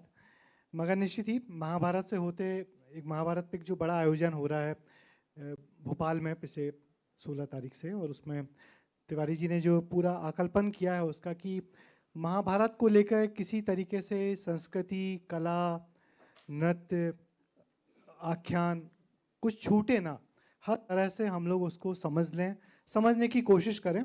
और उस पर एक बड़ा पहलू अभी है कि विचार विमर्श कैसे किया जाए, कि जो सब कुछ हुआ है या जो सब कुछ घट गया है उस पर कैसा लिखा गया है।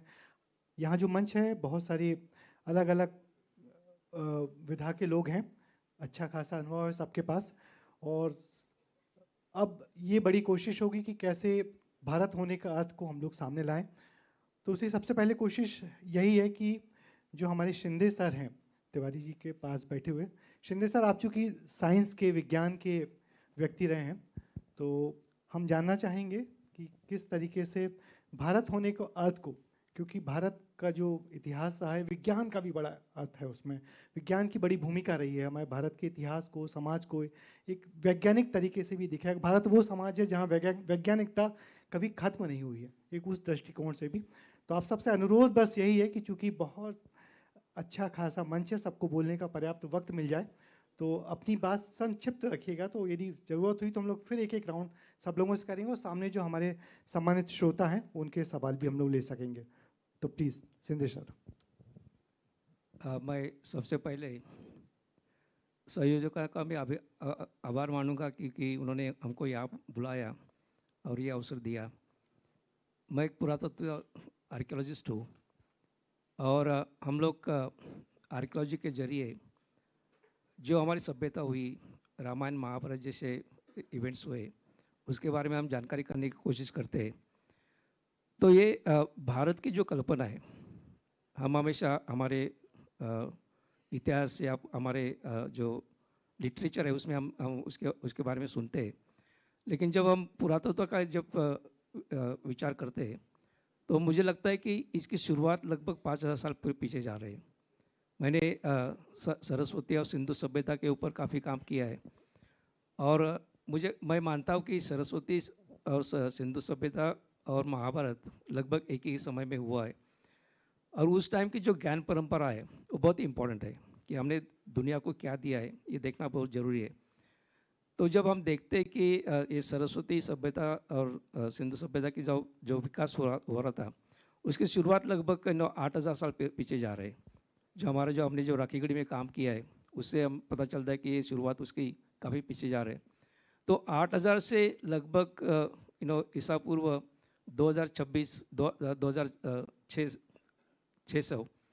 2600 BC के आसपास वो पूरा उनका एक विकास होता गया।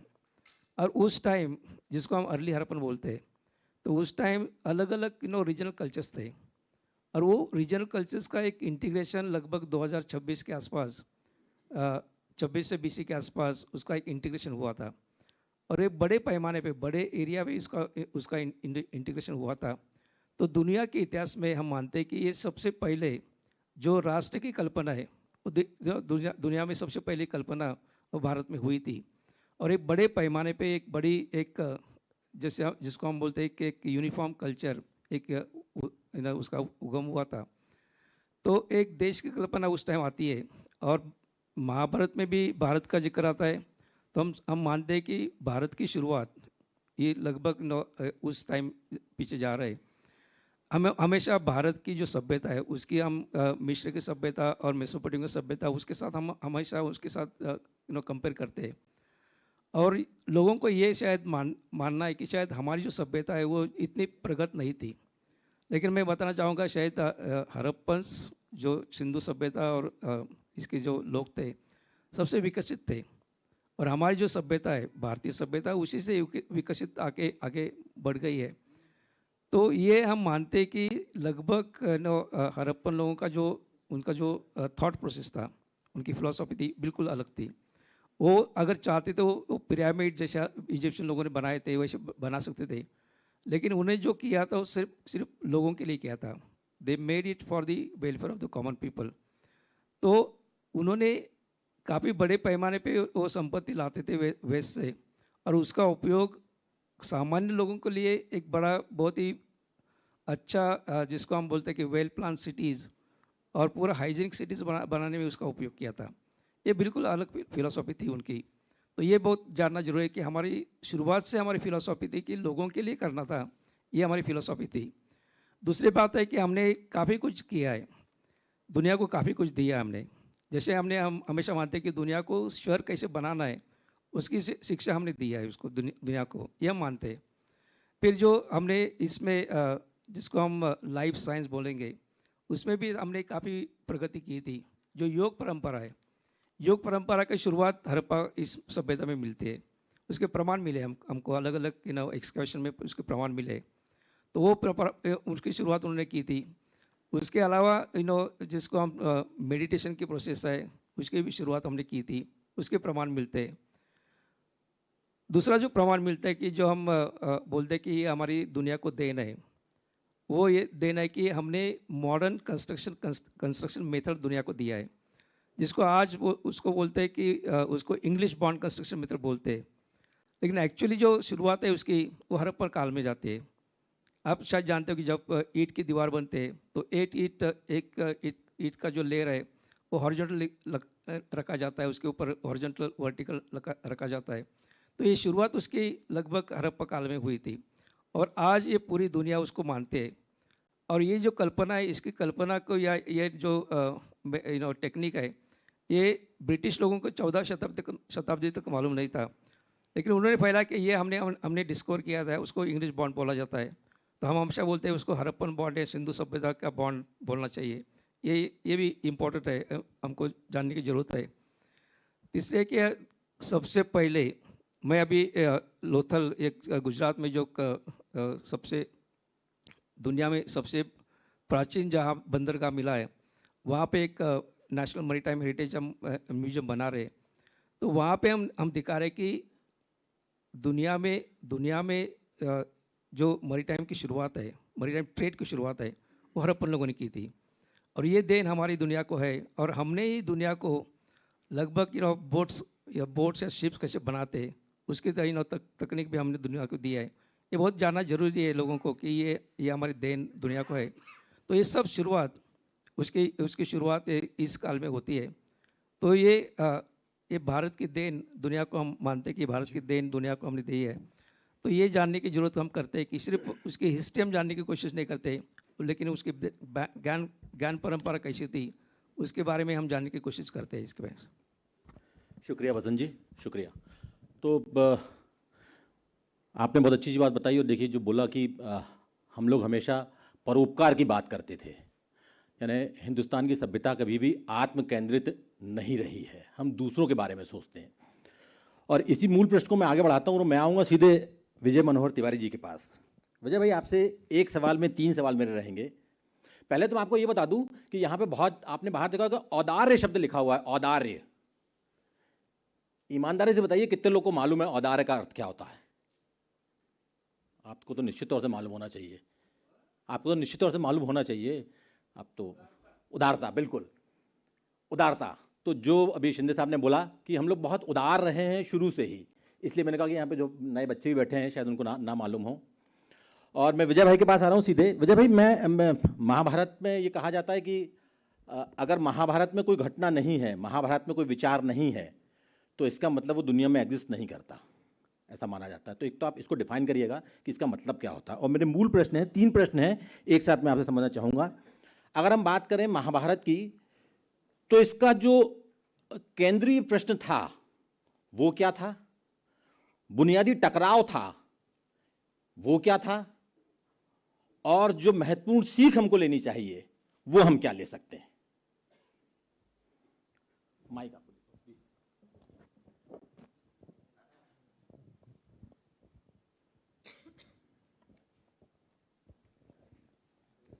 एक तो भारत भवन में किसी प्रकार के महाभारत के होने की जरूरत नहीं है, और अगर वो कोई महाभारत हो तो वो ऐसा अर्थपूर्ण महाभारत होना चाहिए। एक ट्रस्टी के नाते मैं ये कहूँगा। आपके जो प्रश्न हैं उसमें जो अंतिम जो भाग है उसका मैं पहले बात करूँगा कि क्या लर्निंग्स हैं हमारे लिए इसकी। देखिए, भारत की हजारों वर्ष की यात्रा में उसकी स्मृतियों में जो 2 चीज़ें अंकित हैं, वो एक रामायण है और दूसरा महाभारत है। महर्षि वाल्मीकि का रामायण है और महर्षि वेद व्यास का महाभारत है, जो हजारों वर्ष की लंबी यात्रा में, जिसमें कई सदियां बहुत विनाशकारी हमारी छाती से गुजरी हैं भारत की, जिसे मध्यकाल का भारत का इतिहास कहते हैं। उसके बावजूद अगर ये हमारे सॉफ्टवेयर में कहीं बचा रह गया है जिस पर हम बात कर रहे हैं, तो अभी जो सभ्यताओं की बात की, पूरी दुनिया में मनुष्य जाति के विकास के क्रम में 45 के आसपास सभ्यताएं विकसित हुई हैं। उसमें अकेली भारत की सभ्यता है जो जीवित है। हजारों वर्ष पहले गायत्री मंत्र मेरे पूर्वज जिस तरह से पढ़ते थे, या गीता को जिस तरह से याद करते थे, पढ़ते थे, मैं आज उसी तरह से पढ़ता हूं। तो ये एक लिविंग ट्रेडिशन वाला एक देश है। लर्निंग इन दोनों ग्रंथों की ये है मेरे लिए एक पत्रकार की दृष्टि से। एक शकुनी है एक किरदार जो महाभारत में है, और महाभारत को पूरा प्रवोक करने वाला, उकसाने वाला उस पूरी टकराव को। और महाभारत कोई 2 राष्ट्रों की लड़ाई नहीं है, 2 देशों के बीच में हो रहा कोई महायुद्ध नहीं है। वो एक ही परिवार की झगड़ा है, एक ही परिवार का झगड़ा है, जो अंत में इस बात पे टिकता है कि 1 इंच भी जमीन का टुकड़ा मैं देने के लिए तैयार नहीं हूं। तो ये जो लालच की अति है, किसी भी समय हो वो नहीं होना चाहिए। ये हमारी लर्निंग है। और मैं ये कहता हूं, हमारे जो उदार लोकतंत्र के पूरे परिदृश्य में, कि हमारे यहाँ बहुत बौद्धिक मंथराएं और बौद्धिक शकुनियों से भरा हुआ समाज है। ये इनसे बचना। डूज और डोंट्स हमें बहुत अच्छे से सिखाते हैं ये दोनों ग्रंथ, कि हमें क्या करना, कैसा बनना, और क्या नहीं करना, कैसा नहीं बनना। तो कैसा नहीं बनना ये हमें सिखाता है कि हमें कम से कम ऐसा शकुनी जैसा किरदार नहीं होना, हमारे आसपास भी किसी को नहीं रखना ऐसा। अगर हम चाहते हैं कि एक समाज ऐसा बने जिसमें विघटन ना हो, जिसमें तनाव ना हो, जिसमें संघर्ष ना हो, जिसमें युद्ध की कोई गुंजाइश ना हो, तो एक मंथरा और एक शकुनी की इस समाज में जितने दूर हम रह सकें, हम स्वयं भी ना बने, तो मेरे लिए एक पत्रकार की दृष्टि से एक पॉइंट ये है। दूसरा बहुत संक्षेप में मैं कहूँगा, इस समय जिस भारत की हम बात कर रहे हैं और जिस भारत में हम रह रहे हैं, ये 1947 तक आते आते जितना खंड खंड हुआ है, जरा उसकी पृष्ठभूमि में देखें हम, तो क्या हुआ है, हमारे कितने टुकड़े हो गए और हम बचे खुचे भारत में कश्मीर से कन्याकुमारी तक ही एक हैं, ऐसा हम कहते हैं। ठीक है, अभी पाकिस्तान में जो हमारा ही टूटा हुआ एक हिस्सा है विनाशकारी विभाजन के बाद 1947 में, इस समय जो वहाँ की लिटरेचर फेस्टिवल्स में और वहाँ की अकादमियों में, वहाँ के विश्वविद्यालयों में जब मैं आपसे ये बात कर रहा हूँ, तो ठीक इसी समय लाहौर से कराची तक जो डिबेट चल रही है उसका केंद्रीय विषय क्या है? उसका केंद्रीय विषय यह है कि हम कौन हैं, हु एम आई, पाकिस्तानी के रूप में हम कौन हैं, पाकिस्तान बनने के पहले हम क्या थे, अगर हम एक मुस्लिम हैं तो मुसलमान होने के पहले हम क्या थे। जीशान हुसैन नाम के एक लाहौर के बड़े मकबूल शख्सियत हैं, जीशान हुसैन, और बालवाला के नाम से बड़े फेमस हैं, उनकी बड़ी जुल्फें हैं, कंधों तक लहराती हैं। वो आदमी पूरे पाकिस्तान में घूमता है, जगह जगह वहाँ के आर्कियोलॉजिकल मॉन्यूमेंट में जाता है, पुराने आख्यानों में जाता है, पुराने पुरखों की कुछ निशानियों को चिन्हित करता है। अभी एक उनका पॉडकास्ट में देख रहा था, उन्होंने कहा कि महमूद गजनवी जिस जयपाल हिंदू शाही राजवंश से टकराया है काबुल में, जो उनकी राजधानी थी हिंदू शाही राजवंश की, जयपाल नाम के एक अंतिम शासक थे, उनके बारे में कहते हैं वो कि वो अपने आप को कंबोजिया कहते थे। कौन? जयपाल। जयपाल हिंदू शाही राजवंश के अंतिम सम्राट, जो महमूद गजनवी से सीधे टकराए, अंतिम लड़ाई लाहौर में हुई। वो व्यक्ति अपनी जड़ों में झांकता हुआ समाज पाकिस्तान का, जो जिसे हम एकदम फेनाटिक और एक कट्टर एक इस्लामिक देश के रूप में पूरी दुनिया जानती है, वहां डिबेट इस बात की चल रही है कि हमारी जड़ें कहां हैं। और वो उदाहरण देता है कि कंबोजिया वंश के ही वंशज ये हिंदू शाही राजवंश के लोग हैं और इन्होंने महाभारत में लड़ाई लड़ी थी। अब आप जरा महाभारत के कालखंड पर एक नजर डालिए तो कृष्ण की, मैं अरुणाचल प्रदेश के उस जगह पे गया, म्यांमार बॉर्डर पे, मिश्मी एक कम्युनिटी है, मिश्मी समाज से एक पत्नी कृष्ण की हैं और अपने जो भीम हैं इनका हिडिंबा का संबंध नागालैंड से सब जानते हैं। आप जरा भौगोलिक विस्तार में कल्पना करिए उस समय कौन सा भारत धड़क रहा था कि कंबोज कहाँ ईरान और इराक के इलाकों से, और कहाँ ये वैवाहिक संबंध वहां हो रहे हैं, कहाँ द्वारका, कहाँ ब्रज।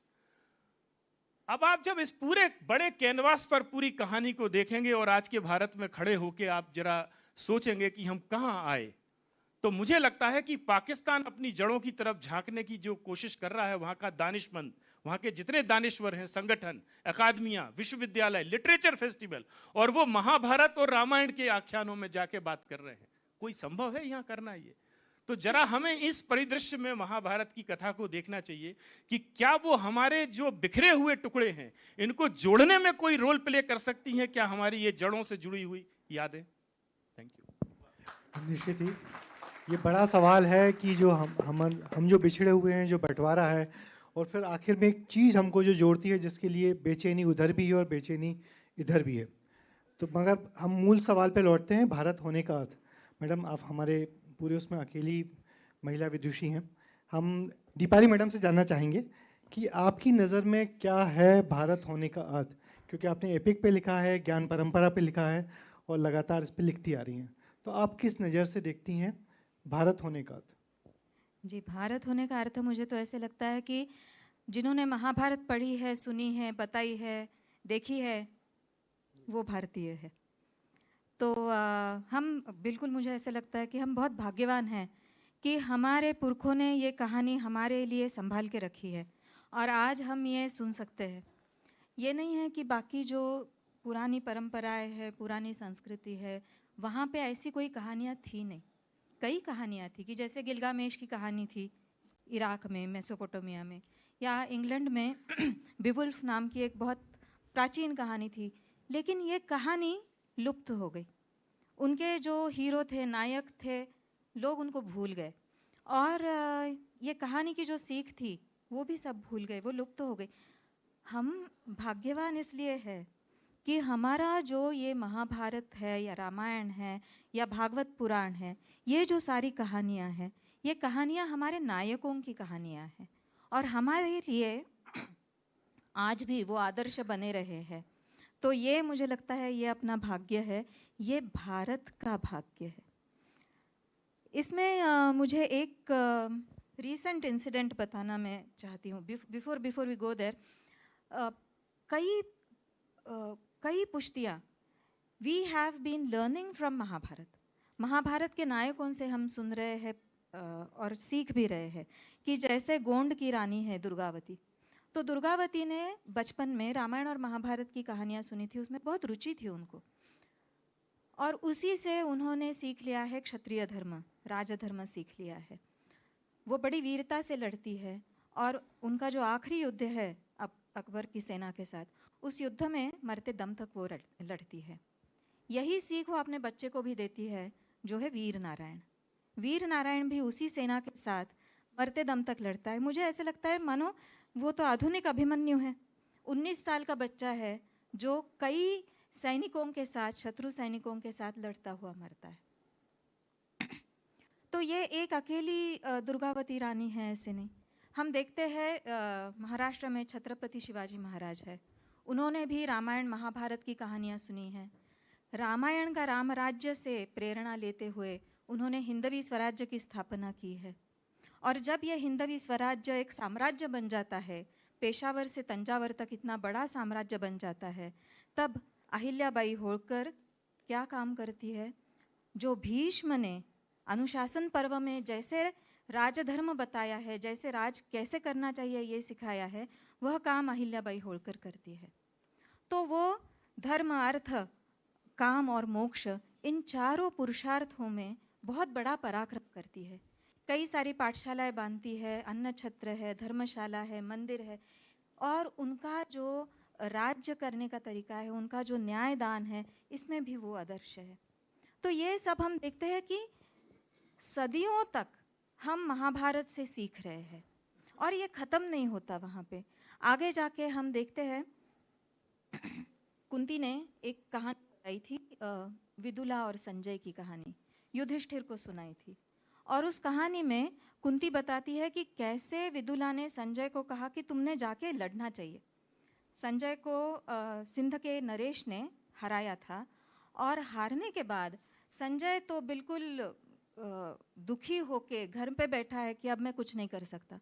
और तभी विदुला उसको टोकती है और कहती है कि नहीं, तुमने उठना चाहिए, यू शुडंट गिव अप, आपको लड़ना ही है, आपको पराक्रम करना ही है। और तब संजय उसे बोलता है कि माँ, अगर मैं मर जाऊंगा तो तुम्हारा क्या होगा, ये मैं सोच के लड़ने के लिए नहीं जा रहा हूँ।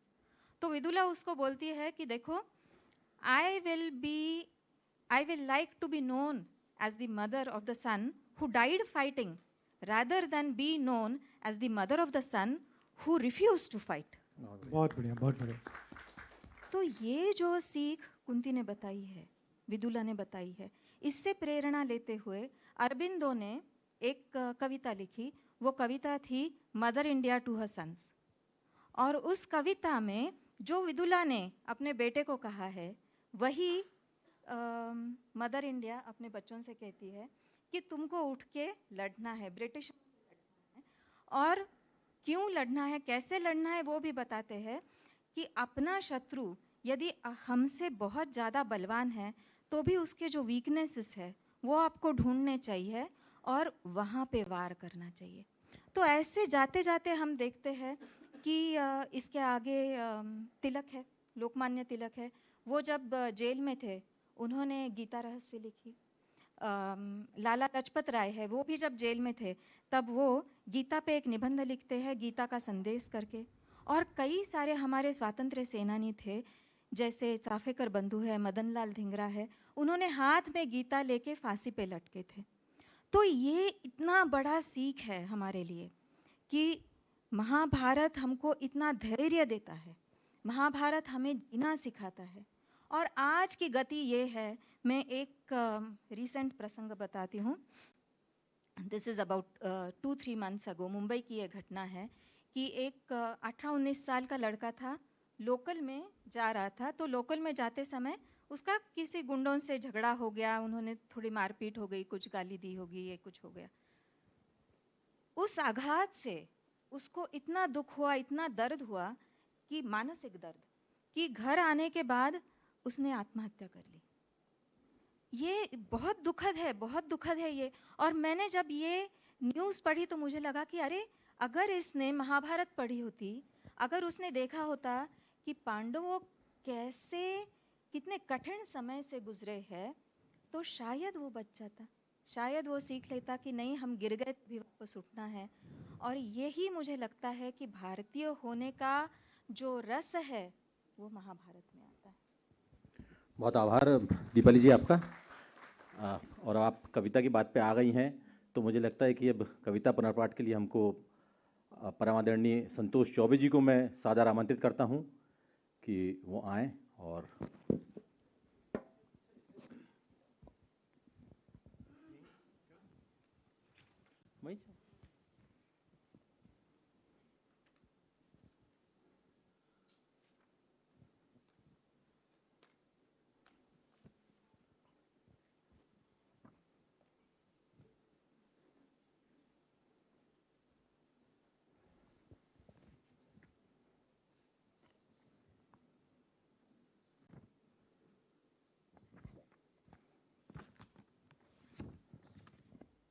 मित्रों, मैं कविता ज़रूर पढ़ूंगा, पर उसके पहले एक दो बातें भी कह लूँ।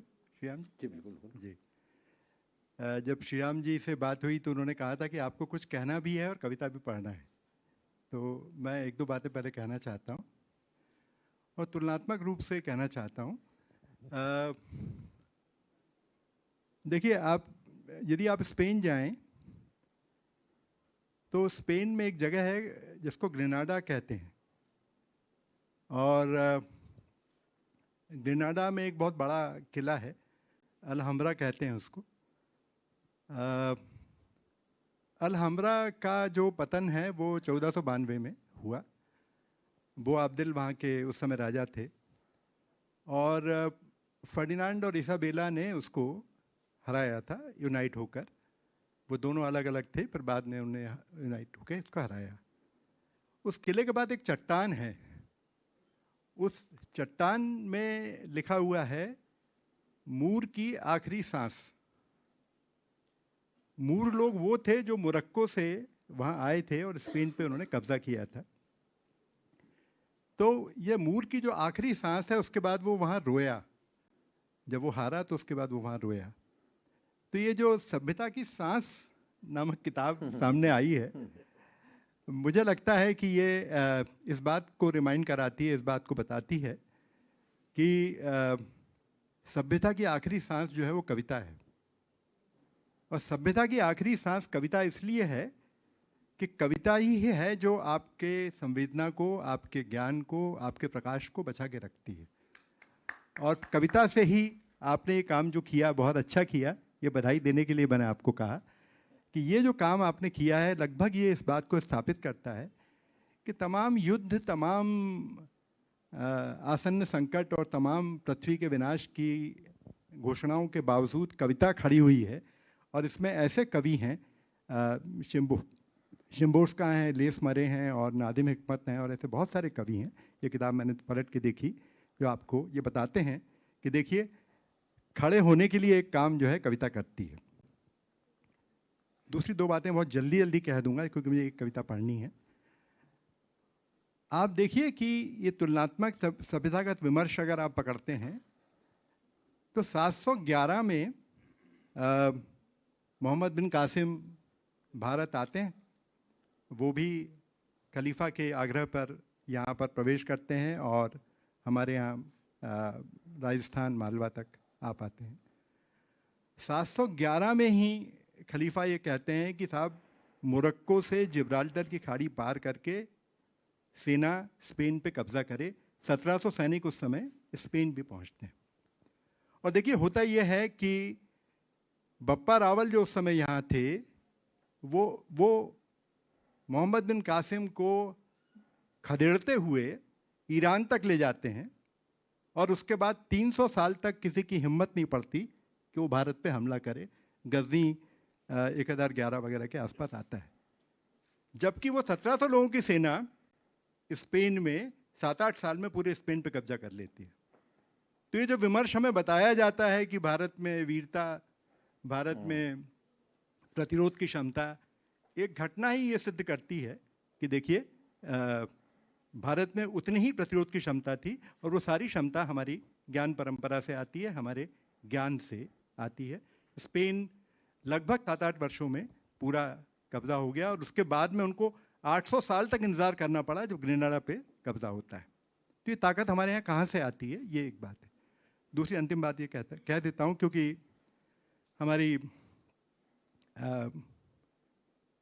मित्रों, हमें बहुत ज़्यादा अपनी ज्ञान परंपरा पर अभिमान करना है, पर हमें ये देखना भी है कि 4200 साल, एक इसी मजूमदार की किताब है हिंदू हिस्ट्री, 4200 साल की हिंदू हिस्ट्री, वो बताता है 1200 पे आके समाप्त होती है। आप ये देखिए, तुलनात्मक रूप से इसको भी देखिए।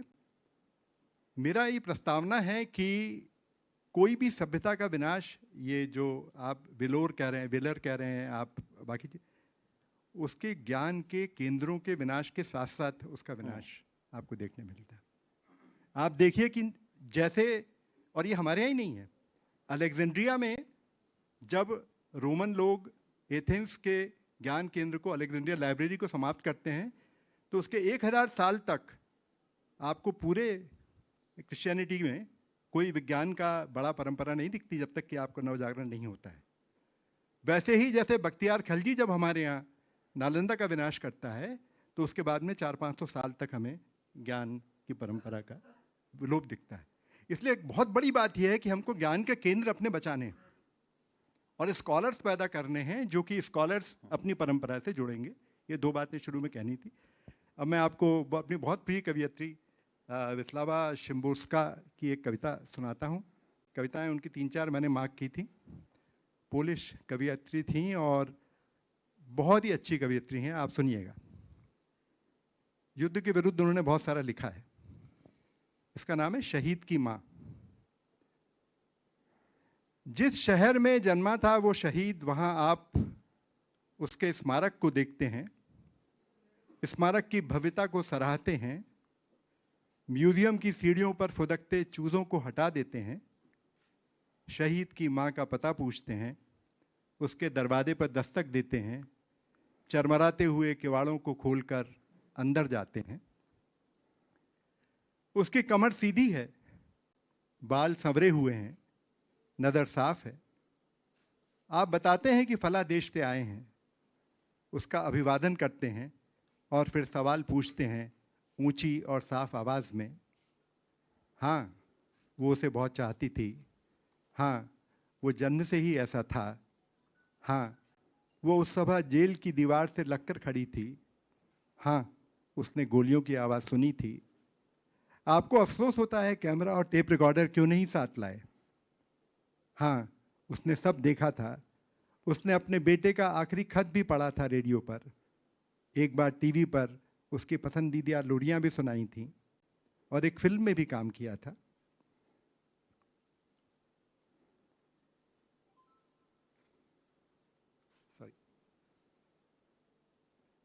भरी हुई आंखों से तेज रोशनियों के बीच, जी हाँ, उसकी यादों से अब भी दिल भर आता है। हाँ, कुछ थकान आ चली है। अब आप उठते हैं, शुक्रिया अदा करते हैं, विदा लेते हैं और चल देते हैं, हॉल में आने वाले दूसरे लोगों के बीच होते हुए। शहीद की माँ के बारे में और जो हमारा रिस्पांस शहीद को लेके आता है, इसके बारे में एक बहुत अच्छी कविता थी। जब समय मिलेगा तो मैं एक कविता और सुनाना चाहूँगा। बहुत बहुत धन्यवाद। धन्यवाद डॉक्टर साहब, बहुत बढ़िया कविता आपने बहुत अच्छे अंदाज में बहुत गहराई तक जाके सुनाई है। दोस्तों, हमारे साथ इस मंच पे एक ऐसी शख्सियत भी है जो फिल्मों में रह के उस फील को पैदा करती है, दृश्य को पैदा करती है। जयंत देशमुख जी।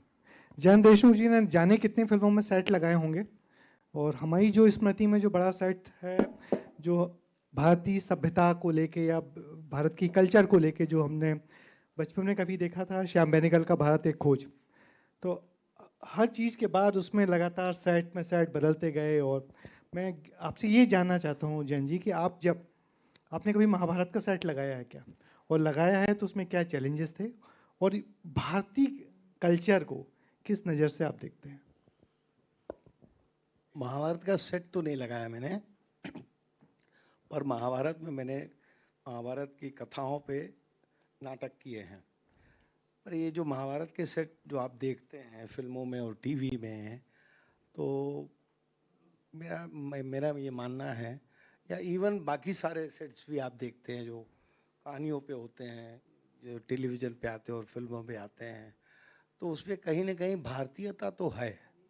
और ख़ास तौर से मैंने जितनी फिल्में की हैं और मैंने जितने टीवी किए हैं, उसमें भारतीयता ज़रूर है। मैंने एक शो किया था शोभा सोमनाथ की, सोमनाथ पे जो आक्रमण हुआ था और बार बार उसको गजनवी ने तोड़ा था और फिर बाद में सरदार पटेल की वजह से वो बना था।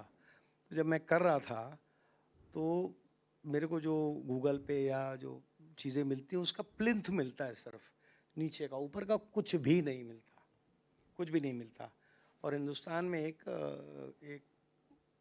परिवार है जो सोमपुरा परिवार है, जो मंदिरों का आर्किटेक्चर वो करते हैं। मैंने उनसे भी बात की कि सोमनाथ मैं बना रहा हूँ टीवी के लिए, और आज से 10-12 साल पहले मैंने उसको बनाया था, और जो सबसे ज़्यादा एक्सपेंसिव सेट माना जाता है जी टीवी का। तो उनसे पूछा कि इसके ऊपर का क्या है, तो उनका भी जवाब था कि उसके ऊपर प्लिंथ के अलावा चीज़ें बहुत कम मिलती हैं। मैं सोमनाथ भी गया उसको देखने के लिए। उसके बाद जब सोमनाथ बनाते बनाते मैंने बहुत सारी चीज़ें, तो मैंने एक महाभारत की एक चीज़ सोमपुरा से पूछी थी कि महाभारत में आता है कि पानी की जगह पत्थर होता है और पत्थर की जगह पानी होता है। मैंने कि कहने में तो करेक्ट है, इसको यदि मुझे टीवी पे या फिल्म में ट्रांसफर करना पड़ेगा तो क्या हो सकता है कि मैं कैसे ऐसे दिखाऊं कि पानी दिखता हो और आदमी चले तो पत्थर हो, जो दुर्योधन के साथ हुआ। तो उस समय जो कथाएं मैंने पढ़ी और उसमें इसलिए मुझे अभी मेरा एक प्ले भी है 23 तारीख को, कर्ण पे बेस है वो प्ले। महाभारत में कर्ण की क्या स्थिति है, और शिवाजी सावंत का एक उपन्यास है मृत्युंजय, उस पे बेस है वो प्ले। तो पढ़ते हुए और समझते हुए ये लगता है, और ख़ास तौर से यदि महाभारत भी नहीं है बहुत सीधा सीधा, तो जो बाकी भी चीज़ें हैं, बाकी जो टेलीविज़न या सिनेमा है, तो उसमें बहुत भारतीयता अभी भी मौजूद है। पर ये कहना कि सिनेमा से या टीवी से बहुत हमारा जो रिश्ता है भारतीयता का, वो बहुत अलग नहीं है। मेरे को ऐसा पर्सनली लगता है, और जितना मैंने काम किया है उसके हिसाब से मुझे ऐसा लगता है। कविता, अच्छा आप एक कविता भी। जैन भैया कविता।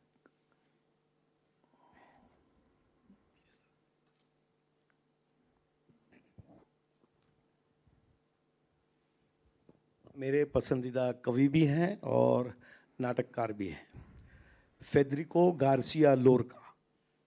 इनकी कविता है सांड से युद्ध और मौत, अनुवाद किया है प्रभाती नौटियाल ने। शाम के 5 बजे बज रहे थे, शाम के ठीक 5। एक बच्चा एक सफ़ेद चादर लाया।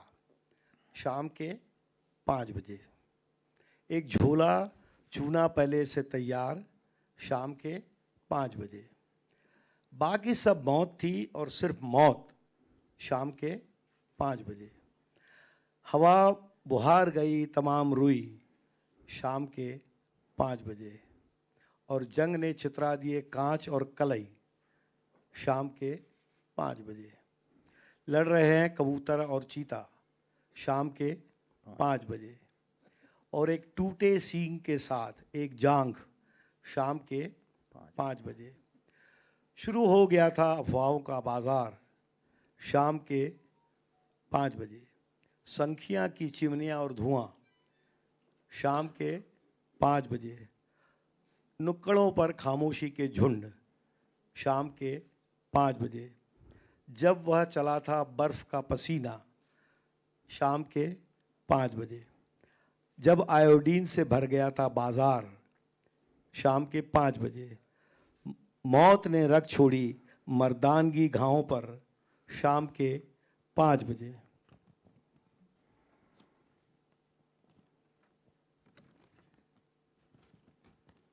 शाम के 5 बजे शाम के 5 बजे एक पहरेदार ताबूत है बिस्तर। शाम के 5 बजे। हड्डियाँ और बांसुरियाँ बजती है उसके कान में, शाम के 5 बजे। सांड रंभा रहा था उसके सामने, शाम के 5 बजे। कमरा सतरंगी हो रहा था पीड़ा से, शाम के 5 बजे। कहीं दूर से आ रही थी गैंग्रीन, शाम के 5 बजे। लिली के नुकीले पत्ते युवा उर्संधियों के लिए, शाम के 5 बजे। घाव जल रहे थे जैसे सूरज, शाम के 5 बजे। और भीड़ तोड़ने पर उतारू थी खिड़कियाँ, शाम के 5 बजे। शाम के 5 बजे, हाय कितनी भयानक 5 बजे की शाम। सभी घड़ियों में बज रहे थे 5, शाम के झुरमुट में बज रहे थे 5, शाम के 5 बजे। बहुत खूब, बहुत बढ़िया। तो देखिए, ये ऐसे मंच आपको बहुत कम मिलेंगे जहाँ युद्ध की विभीषिका है जो वो भी, उसकी भी चर्चा हो रही हो, और कविता का जो सौंदर्य है, कविता का जो प्रेम है, उसकी चर्चा भी हो रही हो। बहुत अच्छी बात अभी संतोष जी ने बोली, उस बात से मैं बात आगे अपनी बढ़ाऊंगा। उन्होंने कहा कि कोई भी सभ्यता, कोई भी समाज युद्ध से नहीं मरता है। वो समाज या सभ्यता तब मरती है जब उसके मूल्य खत्म हो जाते हैं, और कविता कम से कम ऐसी है जो उन मूल्यों को जिंदा रखती है। बहुत अच्छी बात है, अच्छी कविताएं सुनने मिले। मैं राजेश शर्मा जी के पास आना चाहूंगा और उनसे समझना चाहूंगा मैं कि जैसा विजय मनोहर तिवारी जी ने बोला था कि ये परिवार के लोग थे, कि सभ्यताओं की लड़ाई नहीं थी। अगर हम लोग ये बोल रहे हैं कि महाभारत सभ्यताओं की लड़ाई थी तो थोड़ा सा हम लोग शायद अतिशयोक्ति कर रहे हैं, क्योंकि एक ही परिवार था, एक ही गुरु थे, एक ही कुल था, एक ही वंश था, सब कुछ था। इधर कौरव खड़े थे, उधर पांडव खड़े थे। दोनों के धर्म अलग अलग थे, दोनों की धर्म की डेफिनेशन अलग अलग थी। तो एक तो मैं इस पे आपका विचार जानना चाहूँगा, और दूसरा कौन सही था कौन गलत था, तो एक लंबा बहस का मुद्दा है, विमर्श का मुद्दा है। लेकिन महाभारत के बारे में जैसा कहा जाता है कि महाभारत गाथा, महागाथा क्यों कही जाती है? क्योंकि कहा जाता है महाभारत को पढ़ा नहीं जाता, महाभारत को जिया जाता है। तो जो मैं आपसे बोल रहा हूं कि महाभारत को जिया जाता है, तो मौजूदा जो राजनीति है उसमें आप इसको कितना प्रासंगिक पाते हैं? पेशे से ऑर्थोपेडिक सर्जन हूं और बड़े उलझे हुए सवाल आपने डाल दिए हैं। चूँकि हम भारतीय हैं तो मेरे ख्याल से हर भारतीय जो है थोड़ी सी रामायण, थोड़ी सी गीता, थोड़ी महाभारत पढ़ता है।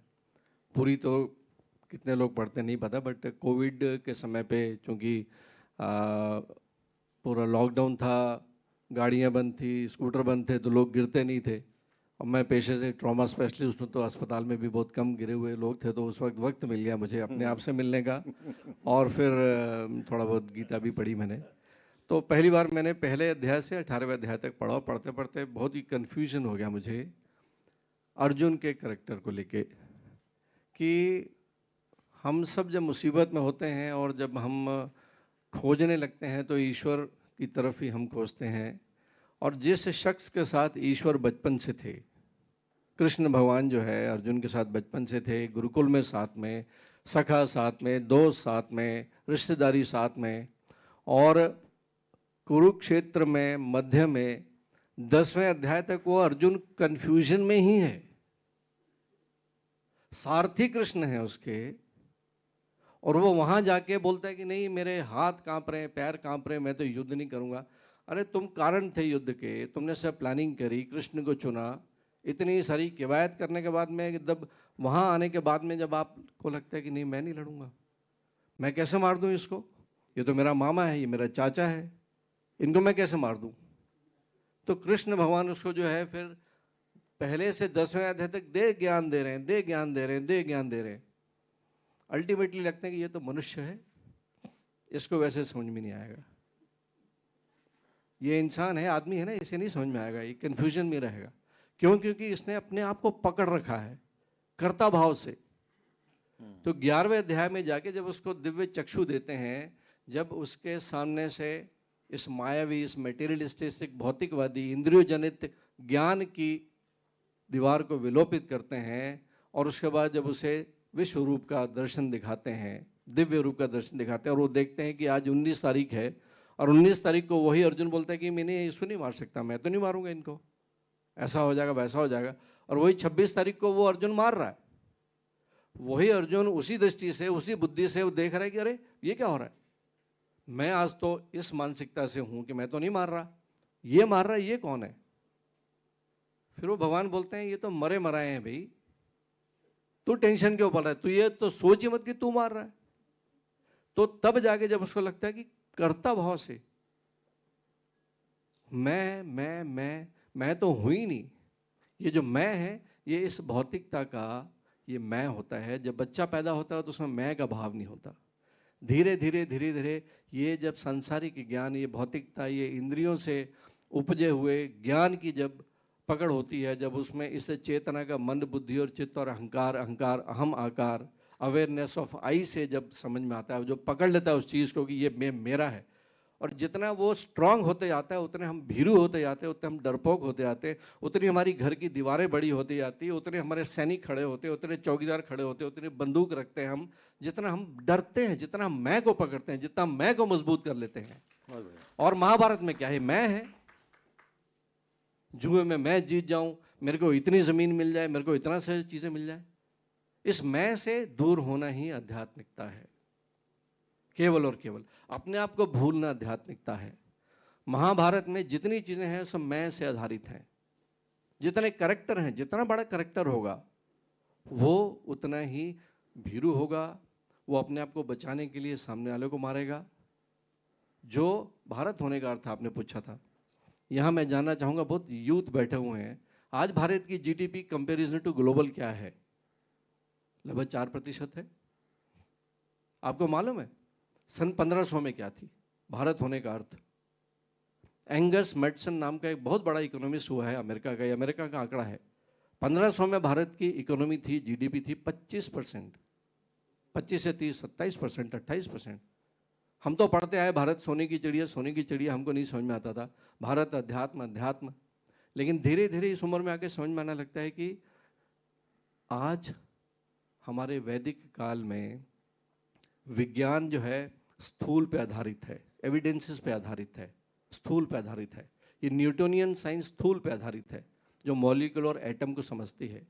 लेकिन हमारे वेदों में हमारे कृष्ण भगवान ने जब आत्मा का जिक्र किया, और आइंस्टीन ने आने के बाद जब इस न्यूटोनियन साइंस को धीरे से पीछे करके जब क्वांटम की चीज़ लेके आए, जब उन्होंने बोले कि नहीं, इस एटम से भी परे सब एटॉमिक पार्टिकल्स हैं, और सब एटॉमिक पार्टिकल से भी परे क्या है?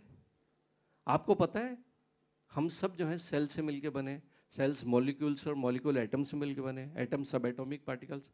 और जब हम स्पेशल माइक्रोस्कोप से, इलेक्ट्रॉन माइक्रोस्कोप से भी आगे जो स्पेक्ट्रम वाला माइक्रोस्कोप आता है, वहाँ जब देखते हैं तो एटम का मात्र 0.0004001% स्थूल दिखता है जो अस्तित्व में एटम का।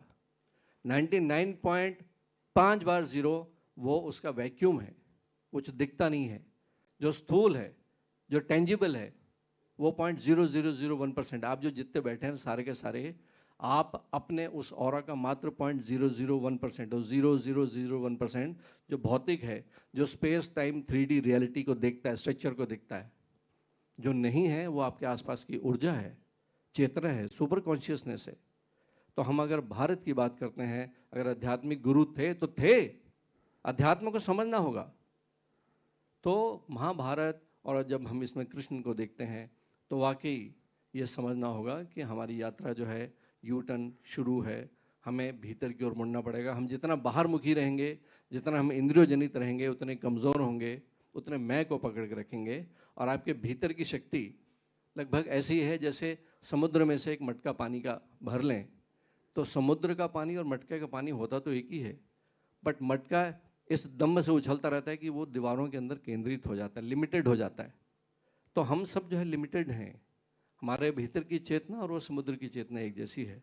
तो भारत होने का अर्थ है अध्यात्म, और अध्यात्म को समझना होगा तो आपकी असली शक्ति वो पैसे कमाने में, अच्छी गाड़ी में, अच्छी नौकरी में नहीं है, अपने भीतर पहचानने की है कि मेरे भीतर की कृष्ण चेतना।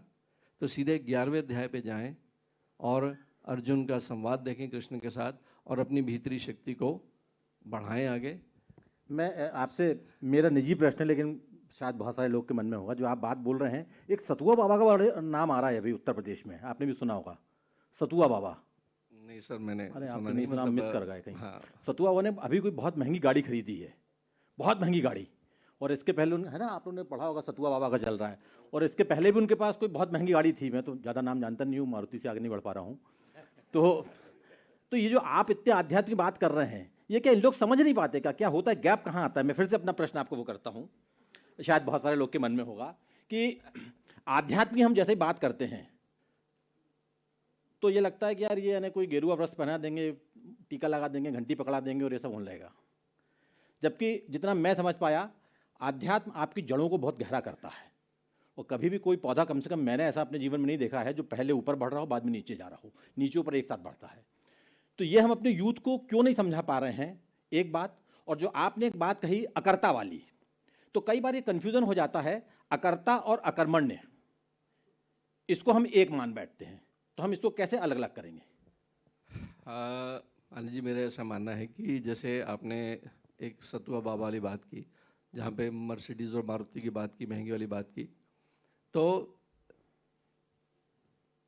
मैं जब भगवान से, जब मेरे पास स्कूटर है और मैं मारुति लेना चाहता हूँ और मैं भगवान से जब बात करता हूँ, भगवान मेरे को इतना सक्षम बना कि मैं मारुति ले सकूँ, ये भौतिकता है। और जब मैं ईश्वर के समक्ष जाके मैं जब यह बोलता हूँ कि हे ईश्वर, मुझे इतना साधन संपन्न और माध्यम बना कि मैं मेरी संस्था में मारुतियाँ बांट सकूँ। मैं अपने लिए नहीं बांट रहा, मैं अपने लिए नहीं मांग रहा। जब मैं दूसरों के लिए मांगता हूँ, बड़ी स्मार्टली जो है, मैं ईश्वर को अपने है ना चंगुल में फंसाता हूँ कि मुझे इतना सक्षम बना कि मुझे मारुति नहीं चाहिए, मैं मारुतियाँ बांट सकूँ। ठीक, तो महंगा और सस्ता तो जेब पे डिपेंड करता है सर। ठीक है, आपके पास मर्सिडीज़ है, महंगी गाड़ी है, महंगी सस्ती, मतलब मैं बड़ा व्यक्तिगत यहाँ पे बात करना चाहता हूँ। मध्यम वर्गीय परिवार से हम जब आते हैं, तो जब भी बाज़ार जाते हैं या कहीं होटल जाते हैं, तो होटल में मीनू में सबसे पहले राइट साइड का खंड दिखते हैं, ठीक है, कि कितने का है। कोई बाज़ार में बच्चों को लेके जाते हैं तो सबसे पहले प्राइस टैग देखते हैं। तो भगवान से मैं जब जाता था 10वीं 11वीं 12वीं में, तो एक बात मानता था, हे भगवान, कम से कम इतना तो बना देना कि ये प्राइस टैग ना देखना पड़े।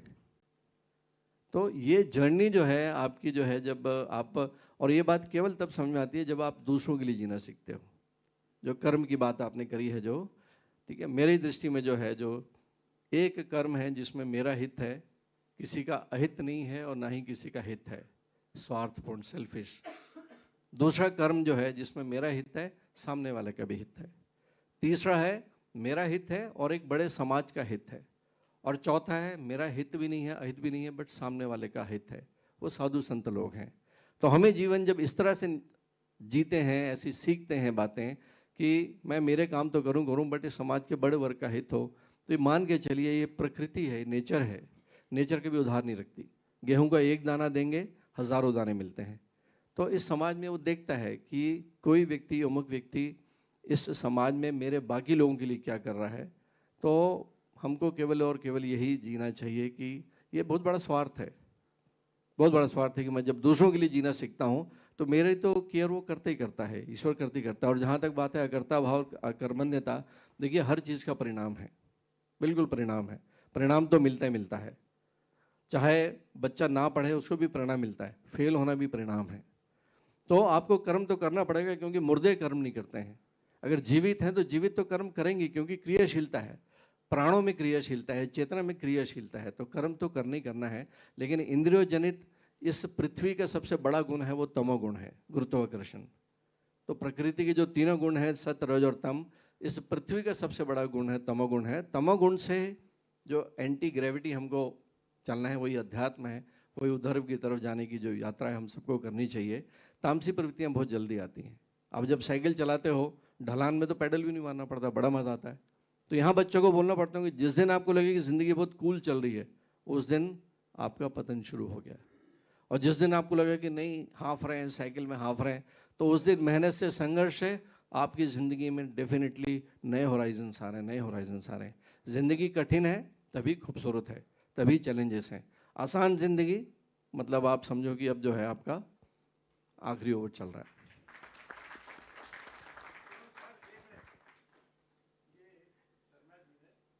ये सवाल जवाब हम लोग बाद में ले लेंगे सर, सवाल जवाब बाद में ले लेंगे। मगर एक ऑर्थोपेडिक डॉक्टर कि मुँह जवानी इतनी सारी आध्यात्म की बातें सुन के निश्चित हम सबको बहुत अच्छा लगा। धन्यवाद डॉक्टर साहब, आपके नए रूप के दर्शन हुए हम सब लोगों को। ऐसे ही मार्केट में बहुत गुरुओं की भीड़ है।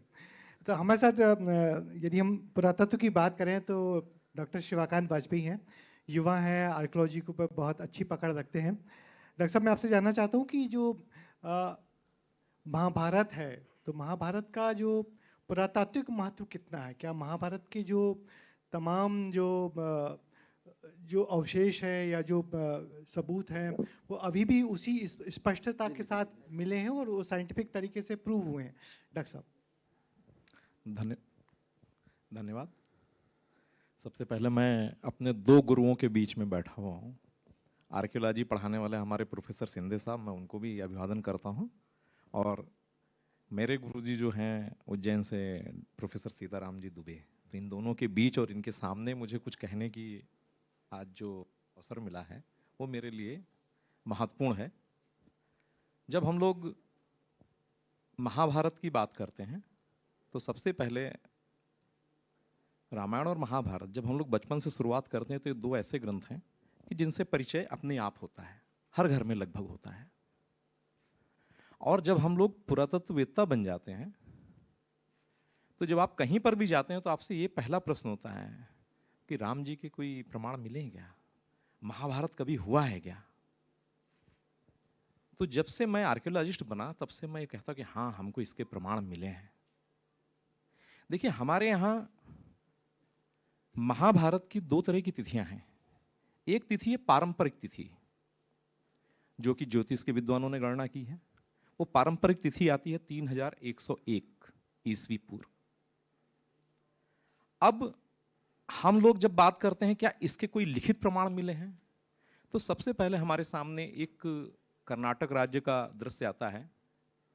वहां पे ऐहोले नाम की एक जगह है और वहां पर एक छोटी सी पहाड़ी है जिसके ऊपर एक जैन मंदिर है जिसको मेगुती की जैन मंदिर भी कहते हैं। आप लोगों ने प्राचीन भारतीय इतिहास के दो बड़े शक्तिशाली शासकों का नाम सुना होगा, हर्ष और पुलकेशिन। हर्ष को उत्तर भारत का उत्तरापथपति कहा जाता था, पुलकेशिन को दक्षिणापथपति कहा जाता था। इन दोनों का जो युद्ध हुआ वो नर्मदा नदी के किनारे पर हुआ। अब नर्मदा नदी के किस किनारे पर हुआ वो अलग से शोध का विषय, लेकिन दोनों के बीच में भीषण युद्ध हुआ और उसमें हर्ष लगभग पराजित हुआ। अब जो अभिलेख पुलकेशिन ने लिखवाया जैन मंदिर में, वो दो तरह की जानकारी देता है। उसमें स्पष्ट रूप से यह कहा गया कि इस अभिलेख को लिखवाने से पहले, मतलब 3735 वर्ष पूर्व महाभारत का युद्ध हुआ। उसमें एक श्लोक आता है, एग्जैक्ट श्लोक तो मैं नहीं पढ़ूंगा, लेकिन उसमें त्रिसप्तेषु सहस्र सप्तपंचेषु दाह भारत वादिता, ऐसा जिक्र आता है। उस अभिलेख की कंपोजिंग रविशरण ने की थी, रवि कीर्ति ने की थी। रविशरण ने तो प्रयाग प्रशस्ति की थी, समुद्रगुप्त, लेकिन रवि कीर्ति ने की थी। और उसकी तुलना कालिदास से की गई। तो उसको किसी अगली बार की जो लोग कालिदास के ऊपर प्रश्न चिन्ह लगाते हैं उसका विषय भी है अलग से वो। तो जो अभिलेख लिखा गया उसमें कहा गया कि 3735 वर्ष पूर्व महाभारत का युद्ध हुआ था। जब यह अभिलेख लिखा गया उसके पहले उस अभिलेख की जो तिथि है वो है 634 ईस्वी। अब जो 3735 वर्ष का जिक्र आया कि इस अभिलेख के लिखने के 3735 वर्ष पहले हुआ, तो अगर हम लोग 634 साल उसमें से घटा देते हैं तो हमारे पास हमारे जो पारंपरिक विद्वान जो तिथि देते हैं वो 3101 ईस्वी एग्जैक्ट आ जाती है। आप लोग कैलकुलेशन कर सकते हैं उसका। तो ये महाभारत युद्ध की बात हुई। दूसरी बात हुई कि महाभारत का युद्ध हुआ नहीं क्योंकि हमारे यहाँ पे रथ नहीं मिलता है। सबसे बड़ी समस्या तो यही थी ना कि हमको रथ नहीं मिलता, इसलिए युद्ध नहीं हुआ। अभी हमारे साथी हैं संजय मंजुल, जिन्होंने सिनौली की खुदाई की है, उन्होंने एक बड़ा भारी रथ निकाल दिया। अब उस रथ को लेके अलग अलग विद्वानों के अलग अलग मत हो सकते हैं, लेकिन मैंने चूंकि उस रथ को देखा है, उनके काम को देखा है, और उस रथ की जो कहें कि जो लैब डेटिंग है वो भी आ चुकी है, वो भी 2000 ईसा पूर्व से ज्यादा की डेटिंग है। तीसरी बात यह है कि अगर महाभारत को हम लोगों को प्रमाणित करना है तो महाभारत के कई प्रस्थान बिंदु हैं। एक प्रस्थान बिंदु तो यही शुरू हो जाता है कि जो लोग हमारे इतिहास बोध पर सवाल उठाते थे उनको मेगास्थनीज की इंडिका देखनी चाहिए। मेगास्थनीज की इंडिका अगर आप देखते हैं तो मेगास्थनीज की इंडिका तो मिलती नहीं कहीं पे। मेगास्थनीज की इंडिका के कुछ कुछ हिस्से मिलते हैं। वो किस में मिलते हैं? स्ट्रेबो ने लिखा है, प्लिनी ने लिखा है, बहुत सारे लोगों ने लिखा है। फिर उन सारे हिस्सों को अगर जोड़ा जाए तो फिर उसका एक क्रिटिकल एडिशन तैयार हुआ। उस पर किसी को संदेह नहीं कि ये मेगास्थनीज ने नहीं लिखा। मेगास्थनीज वहां पे एक बात कहता है कि जो भारतीय हैं उनको अपनी 153 पीढ़ियों का इतिहास ज्ञात है और उन 153 पीढ़ियों में 13 राजवंश हैं। मैं राजाओं की बात नहीं कर रहा, मैं राजवंशों की बात कर रहा हूं। इसमें 13 राजवंश हैं। अगर 153 पीढ़ी जो हैं, अगर हम उसमें से एक को 50 साल भी दे दें तो हमारे पास 7,500 साल का एक समय का अंतराल आता, 7,500 का। और हमारी एग्जैक्ट तिथि वो फिर से एक बार आती है कि 5000। मेरा ये मानना है कि जो महाभारत का युद्ध हुआ है वो 5500 ईसा पूर्व के आसपास कहीं हुआ था। ये 3101 की जो तिथि है इसको भी भविष्य में चेंज करना ही पड़ेगा। तो ये हमारी तिथि वो जो आ रही है मेगास्थनीज के इंडिका से, उससे भी टैली हो रहा। और मैं आपको इस चीज का बिल्कुल विश्वास दिलाता हूं कि आप लोग किसी भी तीर्थ पे जाएं, हमारे उज्जैन के जो हमारा क्षिप्रा तट का घाट है सिद्धवट, आप गया में चले जाएं, उसके बाद आप हरिद्वार के हर की पौड़ी पे चले जाएं, आपके परिवार का कम से कम 7 से 8 पीढ़ी का इतिहास उनकी पोथी में मिल जाएगा। इसलिए इस बात पे भरोसा हम लोग कर सकते हैं कि जो मेगास्थनीज कह रहा है वो गलत बात नहीं कह रहा होगा। तो ये भारतवर्ष है। जब अभी बात हुई ना कि भारतवर्ष क्या है, ये भारतवर्ष है और भारतवर्ष को ये इतिहास की देन वही है जहां पे कल्हर और बिल्हर ने भी इतिहास लिखा।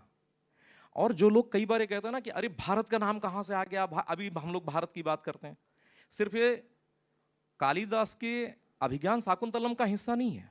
जिन लोगों ने उड़ीसा विजिट किया हो, कभी खंडगिरी उदयगिरी की गुफाएं देखी हो, वहां पे खारवेल नाम का एक बड़ा शासक हुआ, जैन शासक था, उसके अभिलेख में भारतवर्ष का जिक्र मिलता है और वो अभिलेख 2000 साल पुराना है और पूरी दुनिया उसको स्वीकार करती है।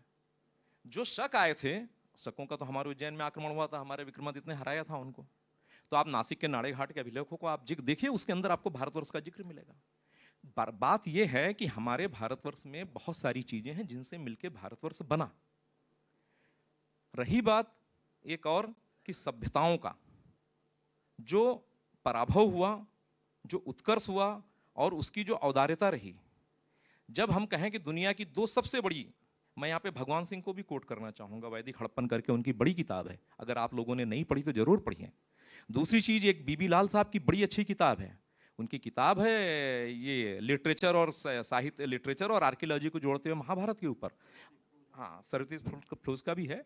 और सबसे बड़ी महत्वपूर्ण चीज ये है कि इंडस सरस्वती सिविलाइजेशन का जो कंसेप्ट आया, जिसपे सिंधे साहब भी काम कर रहे हैं, भारतवर्ष में इस समय 1600 के आसपास हड़प्पन सिविलाइजेशन वाले पूरा स्थल हैं।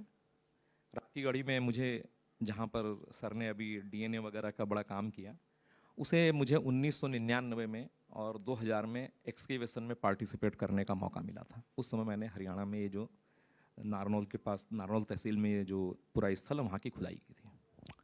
तो हमारे पास जो डीएनए वाला पक्ष है, सर तो उसके विशेषज्ञ हैं। एक और बात बताता हूं, एक मोनिका कार्मिन नाम की एक विदुषी हुई हैं जो डीएनए की एक्सपर्ट हैं, सर ने शायद उनका काम देखा होगा। करीब 100 लोगों ने मिलकर एक रिसर्च पेपर लिखा और उन्होंने क्रोमोसोम के ऊपर काम किया। क्रोमोसोम हम सब लोग जानते हैं कि XX क्रोमोसोम जो होता है महिलाओं में होता है, XY जो क्रोमोसोम होता है वो सिर्फ पुरुषों में होता है। अब उन्होंने क्रोमोसोम की जो स्टडी की, उस स्टडी का जो एक महत्वपूर्ण पहलू आया कि पिछले 5500 साल में Y क्रोमोसोम का एक बॉटलनेक बना, Y क्रोमोसोम का। अब और अगर Y क्रोमोसोम का बॉटलनेक बना तो कैसे बना?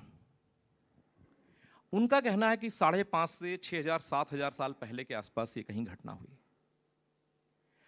अब हम फिर से महाभारत में आए और महाभारत के युद्ध की बात करें महाभारत में 18 पर्व हैं, 18 दिन तक युद्ध चला, 10 दिन तक पितामह लड़े थे, भीष्म पितामह, और उसके बाद 95 दिन उन्होंने प्रतीक्षा की सूर्य के उत्तरायण में आने का, उसके बाद उनका निधन हुआ। महाभारत में 18 अक्षौहिणी सेना का उल्लेख मिलता है। उस समय का जो अनुमान कुछ विद्वानों ने किया है कि 40 लाख के आसपास जो पुरुष थे उनकी मृत्यु हुई युद्ध और युद्ध के उपरांत। अगर हम लोग इस संख्या को थोड़ा सा कम भी कर दें, 90% भी मान लें, तो एक सेक्स क्रोमोसोम की संख्या तो बढ़ गई, वाई क्रोमोसोम तो खत्म हो गए, क्योंकि उतने लोग युद्ध में मारे गए, क्योंकि वाई क्रोमोसोम कैरी करने वाला जो है वो तो पुरुष वर्ग था। और उस युद्ध में शामिल होने के लिए दुनिया भर के लोग आए थे, भागदत्त से लेके इराक से लेके बहुत सारे लोग आए थे। अगर आप जब उस समय के भूगोल की, अभी तिवारी सर ने एक बात की थी, ये भूगोल से लेके बात की, तो इतिहास की यात्रा बिना भूगोल के हो नहीं सकती, तो आपको उसका इतिहास भी समझना पड़ेगा, भूगोल को भी समझना पड़ेगा। तो इराक, बगदाद जो है, वहां से भागदत्त और इंडोनेशिया, बहुत सारे लोगों का यहाँ पे आगमन हुआ, बहुत सारे लोगों ने यहाँ पे युद्ध में पार्टिसिपेट किया। तो जो ये वाई क्रोमोसोम कम हुआ, उस पेपर में कहीं महाभारत का जिक्र नहीं है कि महाभारत युद्ध हुआ, लेकिन उनका जो कालखंड है वो 5,500 से 7,000 साल के आसपास आता है।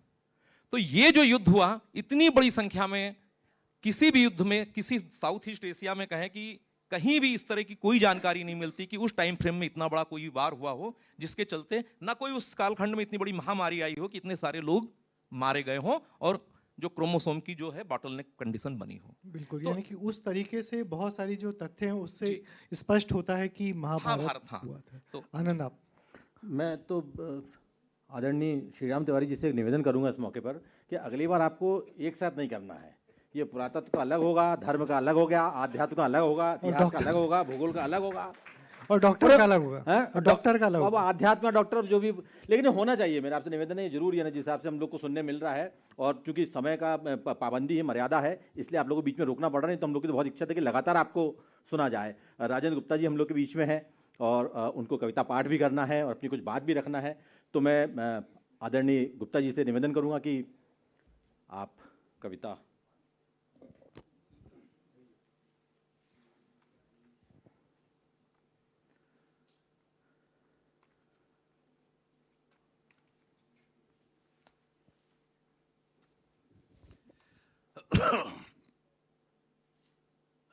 ये कविता है जिसका शीर्षक है सिकंदर।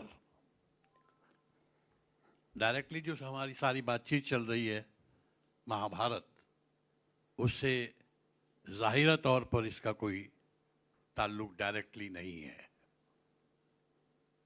लेकिन बड़े संदर्भों में देखा जाए तो महाभारत को हम सिर्फ भारत का एक महायुद्ध न मानकर अगर देखें तो पूरी दुनिया में हमेशा से, और आज भी, और शायद आगे आने वाले कल भी महाभारत हो रहे हैं, महाभारत होते रहेंगे। अध्यात्म के नजरिए से कितना हम सीखे हैं वो सामने है। मुझे नहीं लगता इतिहास से या चीजों से इंसान कुछ सीखता है। वो एनालाइज खूब कर लेता है, उस पर खूब बड़ी चर्चाएं हो सकती हैं, लेकिन जो चर्चाएं कर रहा है वो खुद कितना सीख रहा है या नहीं सीख रहा, मुझे लगता है वो उसे खुद ही पता है। क्योंकि अदरवाइज ये कैसे हो सकता है कि लगातार युद्ध होते रहे हैं, हो रहे हैं, और आज क्या है, क्या पीछे सिर्फ एक मैं, अहम, लालच, स्पर्धा, कंपटीशन। सबसे पहले बच्चे को कंपटीशन सिखाया जाता है। देख उसके इतने नंबर आए हैं, तेरे कितने आए बेटा। उसमें एक हीन भावना क्रिएट की जाती है। वो दूसरों से आगे बढ़ना चाहता है और हम इसे शाबाशी देते हैं, इनाम देते हैं, और फिर हम कहते हैं वो अध्यात्म सीखे और वो लड़े ना, वो झगड़े ना। कितना विरोधाभास है। बिल्कुल सही। हमारी एजुकेशन में, हमारी सोच में, परवरिश में, हमारी समाज की, घर में, हर जगह सिर्फ तो ये सारी बातचीत मुझे बेमानी सी लगने लगती है। बात के लिए बात है, दरअसल कोई बात ही नहीं है। क्या बात है, बहुत बढ़िया, क्या बात है। तो पूरी दुनिया के जो छोटे छोटे महाभारत हुए हैं उनसे जोड़कर देखने की एक कोशिश है। ये अबाई कुनानबाएव की कविता है, मुझे नहीं मालूम किस भाषा की है। अच्छा जी, कज़ाक। वरयाम सिंह जी ने उसका अनुवाद किया है। उन्होंने कुछ ऐसा लिखा है कि दुनिया को याद है सिकंदर का नाम और काम। मकदूनिया ने राजसत्ता सौंपी थी उसके हाथ। फिलिप्स का ऐसा पुत्र था सिकंदर, ख्याति प्राप्त करना जिसका लक्ष्य था एकमात्र। 21वें वर्ष में प्रवेश किया था सिकंदर ने, जब मृत्यु को प्राप्त हुए सम्राट फिलिप्स। आकार और आबादी में उसे अपना देश छोटा लगा तो ईर्ष्या के साथ देखने लगा पड़ोसी देशों की ओर। आकर्षित करने लगा सिकंदर को इन देशों का वैभव। खड़ी की फौज और धावा बोल दिया उनके नगरों पर। जीतते गए अनेक नगर, सम्राटों को उतारा सिंहासन से, खेतों, ढोरों और मनुष्यों को कुचल डाला निर्ममता से। असंख्य लोगों का रक्त बहाया उसने नदियों और समुद्रों में। मौत के घाट उतारा अनगिनत निर्दोष लोगों को, और उसके रक्त सने कारनामों के किस्से आज भी जिंदा लोगों की यादों में। अपराजयों को धूल चटाई उसने, अपने ही देश को जैसे पराया बना डाला उसने। खानों, सुल्तानों और राजाओं की खुशियों को मिट्टी में मिला डाला सिकंदर ने। दिन ब दिन बढ़ता गया उसका लालच। दिन ब दिन बढ़ता गया उसका लालच। पूरा विश्व उसे छोटा पड़ने लगा। उसके बारे में कहने लगे खुशामदी, सम्राटों के सम्राट हैं हमारे सिकंदर। उसकी विजय के संदेश कोने कोने तक पहुंचाए दूतों ने, और दूर दूर तक फैलती रही कीर्ति पताका उसकी। तूफानों की तरह रौंद डाले देश के बाद देश। खूनी फसल काटते रहे सर्वत्र उसके सैनिक। निष्ठुर, निर्मम, साहसी और खून का प्यासा बादलों से भी ऊपर उड़ता रहा सिकंदर का बाज। न हरे भरे खेत देशों में, न विस्तृत मरुस्थलों में कहीं नहीं दिखा सिकंदर को अपनी सीमा का अंत। एक बार बंजर रेगिस्तान में कहीं भटक गया अचानक सिकंदर महान। झुलसती गर्मी में प्यास का मारा विवश हुआ निर्जल रहने को। भूख प्यास में तड़प रहे थे सैनिक। नियति के अधीन वो प्रार्थना कर रहे थे मृत्यु की। अपनी तलवार से वध कर डालना चाहता था सिकंदर। चाहता था विश्व ख्याति के सपने से विदा लेना। भूख प्यास से त्रस्त घोड़ा भी गिर पड़ा। हाथों से अलग होना पड़ा लगाम को। बाहों में लिया अपने मित्र घोड़े को सिकंदर ने। नजर उठाने पर उसे दिखा एक तारा चमकता हुआ। चमकते तारे की दिशा में चल दिया सिकंदर। पर ये चमकता तारा नहीं, झरना था शीतल जल का। ये चमकता तारा नहीं, झरना था शीतल जल का। होठ लगाए झरने के पानी से उसने तरोताजा किया मुंह और अपनी आत्मा को। आदेश दिए उसने अपने बावर्चियों को सूखी मछलियों को पानी में रखने और धूल साफ करने से बदल गई सूखी मछलियों की महक पानी में रखने के बाद उसका कारण अवश्य ही झरने का जल होगा, सोचा सिकंदर ने। पूछा सिकंदर ने अपने सैनिकों से, और क्या खूबियां हैं इसके पानी की?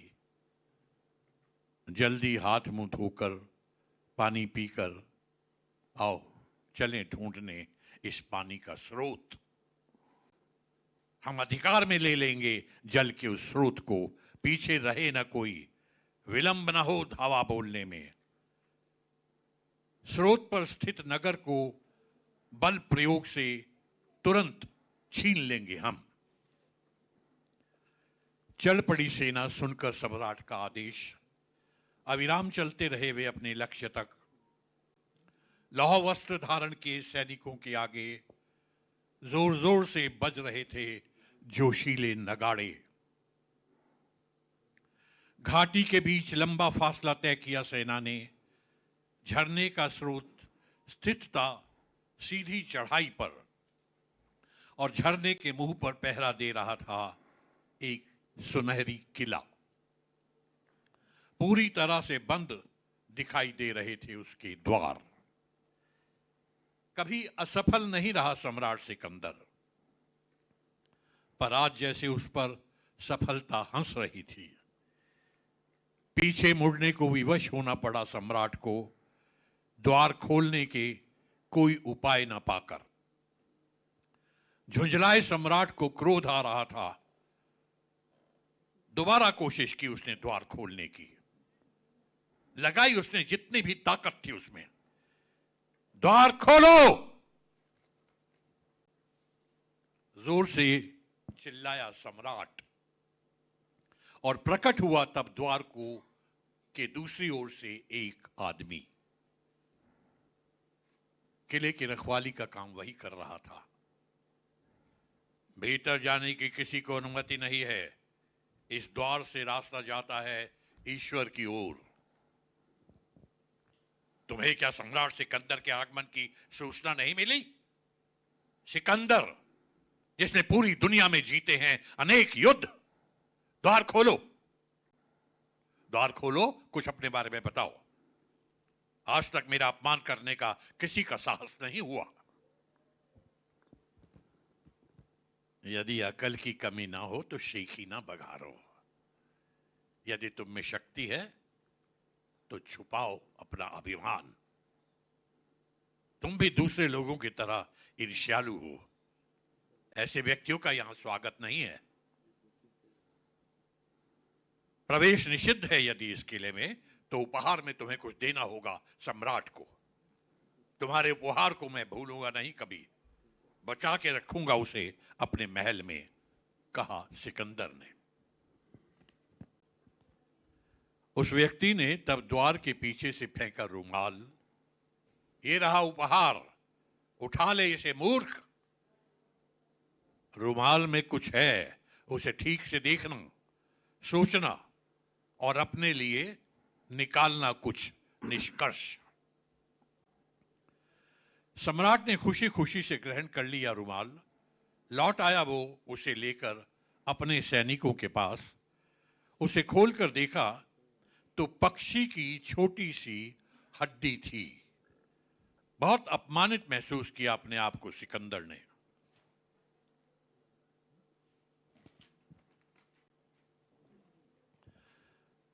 उस व्यक्ति में मेरे प्रति तनिक भी सम्मान नहीं। आखिर वो समझता क्या है अपने आप को? ये कहते हुए सिकंदर ने फेंक दी वो छोटी सी हड्डी। सिकंदर के साथ उस वक्त खड़ा था अरस्तु। उस विद्वान ने उठाया हड्डी के उस छोटे से टुकड़े को और सम्राट से कहा, इस हड्डी का भी अपना महत्व है। कैसा महत्व? ये बताऊंगा मैं तुम्हें। और उसी वक्त प्रतिभाशाली अरस्तु ने मांग की तराजू की। संभव नहीं था किसी के लिए भी ध्यान न देना उसकी बातों पर। तराजू लाओ और एक तरफ हड्डी का ये टुकड़ा रखो और दूसरी तरफ सोने के सिक्के। आखिर सिकंदर को भी माननी पड़ी अरस्तु की बात। उसने आदेश दिया तराजू को बीच में रखने का। कितने ही डाले गए सोने और चांदी के सिक्के, मगर पलड़ा फिर भी भारी रहा छोटी सी हड्डी का। हैरान हुआ सिकंदर ये देखकर। सोने के पलड़े में डाले उसने हथियार और प्रतीक्षा करने लगा पलड़े के उठने की, पर इस पर भी वजन भारी लगा छोटी सी हड्डी का। सम्राट सिकंदर ने तब पूछा विद्वान अरस्तु से, ये हड्डी सिद्ध हुई भारी मेरी समस्त संपदा से। बताओ, है क्या कोई ऐसी चीज जो भारी पड़ जाए हड्डी के इस टुकड़े से? विद्वान अरस्तु ने तब उठाई मुट्ठी भर मिट्टी और रख दिया उसे दूसरे पलड़े पर, और तभी ऊपर उठा हड्डी वाला पलड़ा, जैसे कि वो हड्डी नहीं एक छोटी सी सूखी बेंत हो।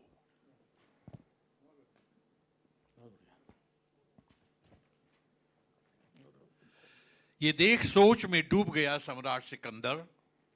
संबोधित किया उसने विद्वानों के विद्वान को, इस चमत्कार में निहित है कोई शिक्षा? तो बताओ कैसे समझ सकूंगा मैं उसका सार? हड्डी आंख की हड्डी है। हड्डी तुम्हारे आंख की हड्डी है, उत्तर दिया विद्वान ने। इस संसार में बहुत वैभव है, पर इतना नहीं कि तृप्त हो सकें किसी की भूखी आंखें। क्या बात है, बहुत बढ़िया। केवल मिट्टी है जिससे तुष्ट हो सकती हैं सबकी आंखें।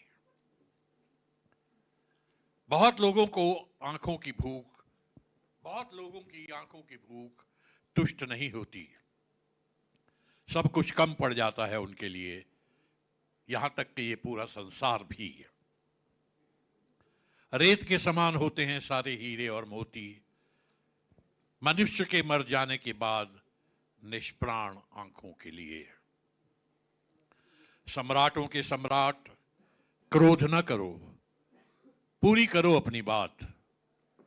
तुम तोड़ नहीं सकोगे सोने के द्वार। मैं जानता हूं तुम्हारे क्रोध की सीमा नहीं, पर तुम्हारी कीर्ति की यही है सीमा, इससे आगे नहीं। बात पूरी की विद्वान ने। तब सम्राट कहने लगा, राख बराबर है मेरा पराक्रम, ईश्वर स्वयं निर्णय करेगा। और कहते हुए चल दिया सूर्यास्त की ओर। उसके पीछे चल दी उसकी सारी सेना। खत्म हुई कहानी। यूं कोई विशेष लंबी भी नहीं, पर सही वक्त के लिए उसमें निहित है शिक्षा। ओ ख्याति के दीवाने, इतनी भागदौड़ किसके लिए? तुष्ट नहीं हो सकता वो लालच हो जिसकी आंखों में। छोटा सा है ये जीवन, बीता और लो समाप्त भी हो गया। खुशियां मिलने पर कहो थी न कि है। अगर किसी सौदे की तरह बेच डाला हो अपना अंतःकरण और विवेक,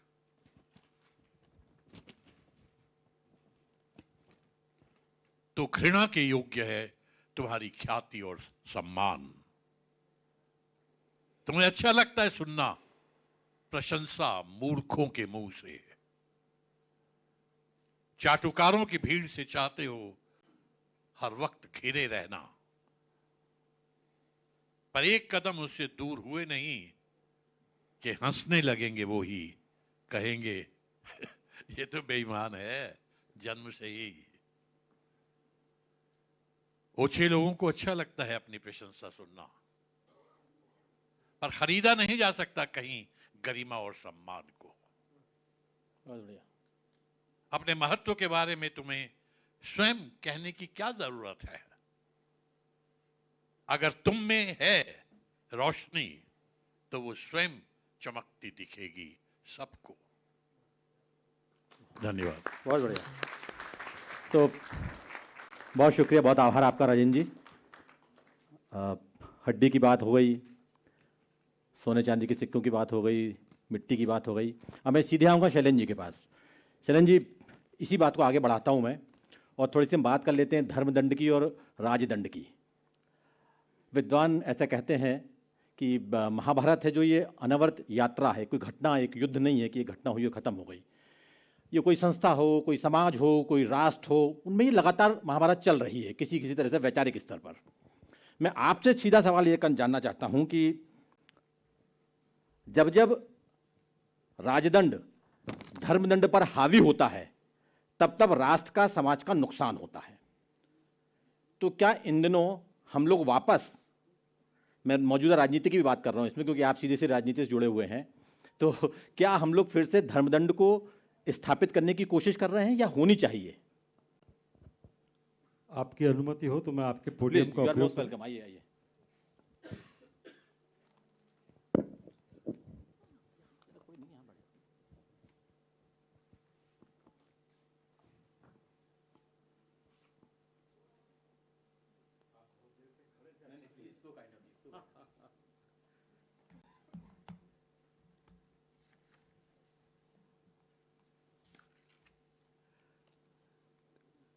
सम्माननीय मंच, मैं सर्वप्रथम तो बहुत आनंद जी आपको इस बात के लिए धन्यवाद दूंगा कि आपने मुझे अपने चिरपरिचित दायरे में रखने की कोशिश की। हालांकि मैं जब मुझे यहाँ बुलाया था तिवारी जी ने तो मैं सोच कर के आया था कि आज राजनीति से संबंधित कोई बात नहीं होगी, अच्छा है मुझे कुछ बोलना है जो राजनीति की बात नहीं होगी, लेकिन कोई बात नहीं। जिस क्षेत्र में काम करते हैं अच्छा है उस क्षेत्र के विषय में चर्चा करने का अवसर मिले और कोई प्रश्न का जवाब देने का मौका मिले तो ऐसी चुनौती जीवन में आनी चाहिए। सब जितने भी यहाँ पर महानुभाव विराजित हैं सभी मुझसे इस विषय में, जिस विषय पर यहाँ चर्चा हो रही है या जो विमर्श हो रहा है, सब मेरे लिए गुरुतुल्य हैं।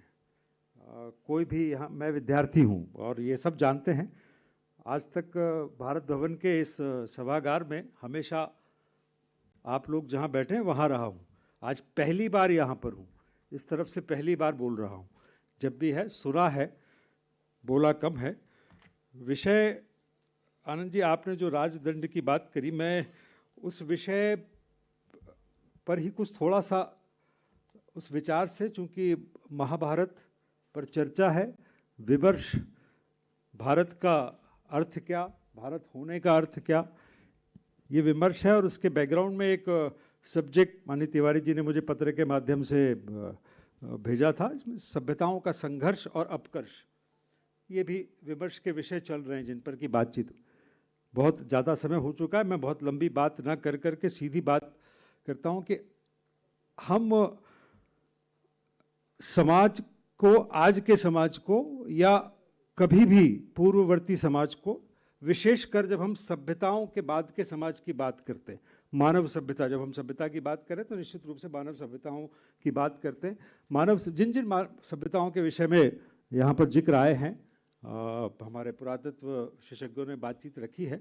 मानव सभ्यताएं जैसे जैसे विकसित होती गई, क्योंकि मानव सभ्यताएं नगरीय विकास की सभ्यताएं हैं, जो भी बताती हैं वो नागरिक कौशल के विषय में बताती हैं। उसके जो पैरामीटर्स हैं वो जब मनुष्य, मानव जब समाज के रूप में संगठित हो गया और समाज के रूप में रहना सीख गया, समाज के रूप में व्यवस्थाएं बनाना सीख गया, तब से सभ्यताओं के विकास की चर्चा कोई भी सभ्यता वो करती है, चाहे वो सिंधु घाटी की सभ्यता हो या मेसोपोटामिया हो, किसी भी सभ्यता की हम बात करें, चर्चा उसकी करते हैं। जब हम उसकी बात करते हैं तो सभ्यताओं के विकास के साथ सभ्य शब्द जरूर जुड़ा है, लेकिन जब भी सभ्यता विकसित हुई है उसके साथ कर्तव्य बोध मानव समाज के कम होते गए हैं। अधिकार और स्वामित्व का बोध बढ़ता गया है। अधिकार और स्वामित्व के बोध के बढ़ने से ही संघर्ष की उत्पत्ति हुई, और संघर्ष जब होगा तब निश्चित रूप से अधिकार होंगे तो राज आएगा, और राज होगा तो राजतंत्र, राजदंड जिसकी आपने बात करी वो होगी। कर्तव्यों को जब लोग भूलेंगे तो कर्तव्यों को याद दिलाने के लिए राजदंड के ऊपर धर्मदंड की हमेशा आवश्यकता होगी, और यही हमको महाभारत का युद्ध या महाभारत बताती है, या हमारे कोई भी ग्रंथ हों हम जिनकी बात करते हैं। आज प्रमाणों की बहुत सारी बात हुई, मुझे सुनकर के अच्छा नहीं लगता, हमारे इन लोगों को भी, हमारे विशेषज्ञों को भी बता करके अच्छा नहीं लगता होगा। भोपाल में पराक्रमी राजा भोज, उनके द्वारा बनाए गए 1100 वर्ष पुराने, मेरे जीवित परदादा यही हैं, बड़दादा बड़ा तालाब, वो जीवित हैं, 1100 वर्ष पहले बनाए, राजा भोज ने निर्माण किया था, वो जीवित मेरे परदादा, उनके किनारे भारत भवन में बैठ करके महाभारत का 9 दिवसीय आयोजन चल रहा है। इस आयोजन के चलने में आज हम विमर्श कर रहे हैं, भारत भवन में महाभारत के नेपथ्य में विमर्श हो रहा है भारत होने का अर्थ, और वो हमको प्रमाण देना पड़ रहा है। ये हम सब के लिए शायद सबसे बड़ा दुख का विषय के अलावा शोभ का और आक्रोश का विषय होना चाहिए कि क्यों हमको ये प्रमाण देने की जरूरत होनी चाहिए, और खासकर अपने देश में, भारत भूमि पर जहां महाभारत कह रहे हैं, और उसके होने का प्रमाण क्यों देना है? प्रमाण बिल्कुल प्रमाण देने की आवश्यकता नहीं होनी चाहिए। शायद इसीलिए पड़ती है क्योंकि दुनिया के परिदृश्य में जिस प्रकार से मानवीयता का ह्रास हुआ है, जहां से हम भारत होने के अर्थ की बात करते हैं, भारत, मैं सीधे सीधे उस बात पर इसलिए आना चाहता हूं कि समय बहुत ज़्यादा हो गया है। आनंद जी, मैंने आपके प्रश्न के माध्यम से कुछ, एक बात है जो कहना आवश्यक है, वो भारत होने के अर्थ के विषय में कहना चाहता हूं। हम राष्ट्र के रूप में भारत होने का अर्थ और व्यक्ति के रूप में भारतीय होने का अर्थ, ये दो बातें हैं जिनका कि हम सबको समझना आवश्यक है। सिर्फ समझना ही आवश्यक नहीं है, विशेषकर मैं ये चाहता हूं, मुझे ऐसा लगता है कि मेरे आने वाली पीढ़ी, मुझे अपने बच्चे को, मैं अपने बच्चे से जब ये प्रश्न करूं कि बेटा तुम भारतीय हो, हाँ निश्चित रूप से भारतीय हूं, तो ये भारतीय होने का अर्थ क्या, तो वो बिना ज्यादा सोचे, बिना 2 मिनट का समय लिए, वो आने वाले 5 मिनट में धारा प्रवाह मुझे ये बता सके या दुनिया को बता सके कि भारतीय होने का अर्थ क्या। जिस दिन ये हो जाएगा इस देश में, उस दिन महाभारत सफल होगी। महाभारत जो हुई वो महाभारत इसलिए नहीं हुई, माफ कीजिएगा मुझे, सभी लोगों ने, ना तो वो परिवारों की युद्ध था, ना ही वो 2 राजाओं के बीच की लड़ाई थी, ना ही वहां भारत होना था, महाभारत अनिवार्य था। विजय मनोहर जी, आपने कहा बात जरूर सच थी, अच्छी है, लेकिन शकुनी हो या ना हो, ना होते, महाभारत होना अपरिहार्य था, वो अपरिहार्य है, वो आवश्यक था। मंथरा हो या ना हो, राम होंगे, रावण होंगे, राम रावण युद्ध होगा, राम का वनवास भी होगा, क्योंकि आखिर राम को वहां अहिल्या से भी मिलना है, राम को वहां सबरी से भी मिलना है, सिर्फ मंथरा नहीं है। इसलिए मंथरा शकुनी कोई बने ना बने, युद्ध होंगे, महाभारत होगा। हम जो बात कह रहा चाहते हैं, महाभारत के माध्यम से, महाभारत क्यों अपरिहार्य था और क्यों भारत होने का अर्थ महाभारत से क्यों निकलता। मैं रामधारी सिंह दिनकर जी का कुरुक्षेत्र, जो महाभारत के ही परिदृश्य में लिखा गया, जब महाराज युधिष्ठिर युद्ध के बाद जाते हैं और भीष्म सरसैया पर हैं, उनसे वो दुखी मन से बात कहते हैं कि युद्ध क्यों हुआ, उस पर उनके बहुत से प्रश्न होते हैं। बहुत छोटा सा हिस्सा सुनाऊंगा, कविताओं का चूंकि पाठ भी हुआ है, तो मुझे लगता है कि दिनकर जी के कुरुक्षेत्र की कविता का पाठ ना हो तो शायद कुछ अधूरा होगा, इसलिए वो उतना सा मैं हिस्सा सुनाता हूँ और भारत होने का अर्थ भी और महाभारत होने का अर्थ भी, वो दोनों शायद इसमें देने की कोशिश करूंगा। युद्ध को तुम निंद कहते हो, मगर जब तलक है उठ रही चिंगारियां भिन्न स्वार्थों के कुलिश संघर्ष की, युद्ध तब तक विश्व में अनिवार्य है। युद्ध तब तक विश्व में अनिवार्य है, और जो अनिवार्य है उसके लिए खिन्न या परितप्त होना व्यर्थ है। तू नहीं लड़ता न लड़ता, आग यह फूटती निश्चय किसी भी ब्याज से। पांडवों के भिक्षु होने से कभी रुक न सकता था सहज विस्फोट ये। ध्वंस से सिर मारने को थे तुले ग्रह उपग्रह क्रुद्ध चारों ओर के। धर्म का है एक और रहस्य भी, अब छिपाऊं क्यों भविष्यत से उसे। 2 दिनों तक मैं मरण के भाल पर हूं खड़ा, पर जा रहा हूं विश्व से। तो जाते जाते सच बोलना है। व्यक्ति का है धर्म तप करुणा क्षमा, व्यक्ति का है धर्म तप करुणा क्षमा। व्यक्ति को शोभा विनय भी त्याग भी, किंतु उठता प्रश्न जब समुदाय का, किंतु उठता प्रश्न जब समुदाय का, भूलना पड़ता हमें तप त्याग को। जो अखिल कल्याण में है व्यक्ति तेरे प्राण में। युधिष्ठिर से कह रहे हैं भीष्म कि जो अखिल कल्याण में, भारत भारतीयता, जो अखिल कल्याण में है व्यक्ति तेरे प्राण में। कौरवों के नाश पर है रो रहा केवल वही। जो अखिल कल्याण में है व्यक्ति तेरे प्राण में, कौरवों के नाश पर है रो रहा केवल वही। किंतु उसके पास ही समुदायगत जो भाव हैं, किंतु उसके पास ही समुदायगत जो भाव हैं, पूछ उनसे क्या महाभारत नहीं अनिवार्य था। तो पूरे समुदाय, पूरी सभ्यताएं इस बात को पूछती हैं कि महाभारत क्यों नहीं अनिवार्य था। महाभारत अनिवार्य था। निश्चित रूप से भारत होने का अर्थ भारतीयता के उस अर्थ में है जो डीएनए मेरे अंदर, जो संस्कृति का डीएनए हम सब के अंदर है, जो हमको ये बताता है कि मनुष्य होने का अर्थ केवल और केवल इतना नहीं है कि अपने लिए जीना या देश के लिए जीना या समाज के लिए जीना।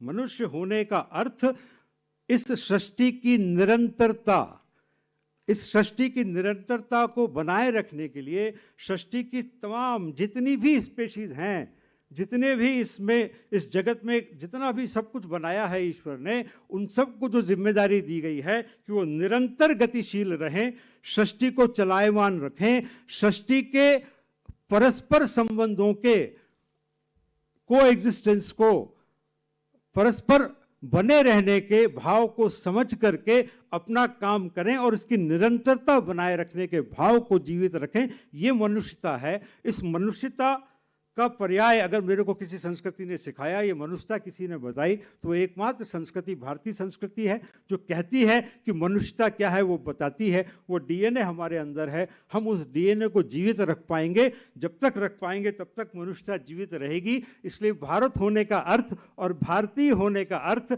मनुष्य होने का अर्थ है और मनुष्यता के जीवित रहने का अर्थ।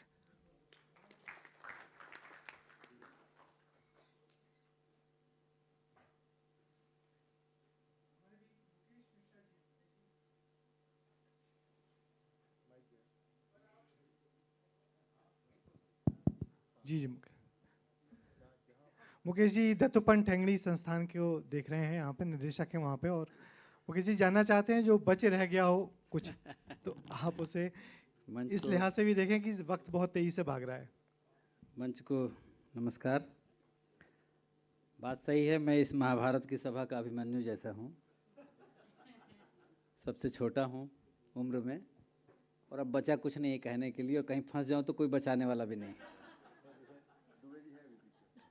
प्रोफेसर साहब बैठे हैं तो आखिर में बहुत सारी बातें आ गई हैं, और जो मैं सोच रहा था वो बातें आते जा रही थी, तो बार बार अपने आप को तैयार करना पड़ रहा था कि कहना क्या है और बताना क्या है, क्योंकि महाभारत पर भी चर्चा हो गई, भारत पर भी चर्चा हो गई, युद्ध पर भी चर्चा हो गई, सिकंदर द ग्रेट भी आ गए, मैं जानबूझ के शब्द का उपयोग कर रहा हूँ, क्योंकि सत्तोलाजी पे एक काम हुआ है जो सिकंदर द राइट पर बड़ा काम हुआ है। 500 देशों में उन्होंने, 500 विश्वविद्यालय में उन्होंने इस पर लेक्चर किया, आदित्य सत्संगी ने, आपको ध्यान होगा विजय जी।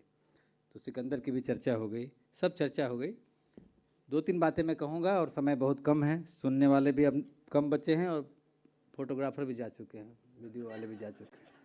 तो भारत होने का अर्थ क्या है, और हम जब काम करते हैं अकादमिक क्षेत्र में तो वहाँ ये प्रश्न बड़ा बार बार आता है कि शोध में भारतीय दृष्टि लानी है, भारतीयता लानी है, भारत की खोज करनी है, भारत की बात करनी है।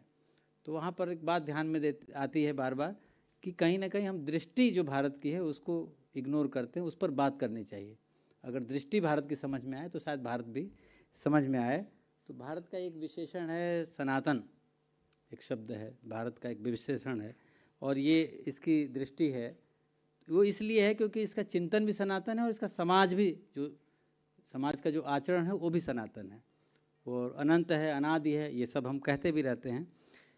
बहुत अच्छे अर्थों में गुरुदेव रविन्द्रनाथ टैगोर ने अपने स्वदेशी समाज नामक निबंध में इस बात को रेखांकित किया कि जो अनेकता में एकता देखना, यानी विविधता का जो उत्सव मनाना है, ये भारतवर्ष के, भारत की का अंतर्निहित धर्म है, ये अंतर्निहित धर्म है। और इसी के साथ साथ जब हम स्वामी विवेकानंद को याद करते हैं, शिकागो के भाषण में उन्होंने सहिष्णुता की बात की, सह अस्तित्व की बात की। तो आज के समय में हम अभी शैलेंद्र जी कह रहे थे कि हम क्यों बताएं कि हम भारत होने का क्या अर्थ है, क्यों बताने की ज़रूरत क्यों पड़ रही है। ज़रूरत इसलिए है कि आज दुनिया का जो वर्ल्ड ऑर्डर है वो कुछ अलग तरह का है। वहाँ पर ज़रूरत है ये बताने की कि भारत होने का अर्थ क्या होता है, क्योंकि भारत की अपनी एक दृष्टि है, वो विशिष्ट है, वो अनूठी है, उस दुनिया के किसी भी देश के पास नहीं है। जो विवेकानंद जी ने ऑलरेडी बता रखा है हमको दुनिया के सामने जाके कि भारत के पास एक सहिष्णुता की दृष्टि है, भारत के पास एक सह अस्तित्व की दृष्टि है, और भारत ने पिछले लाखों वर्षों में जो कुछ भी दिया है वो मैं जो समझ पाता हूँ वो एक शब्द है सह अस्तित्व।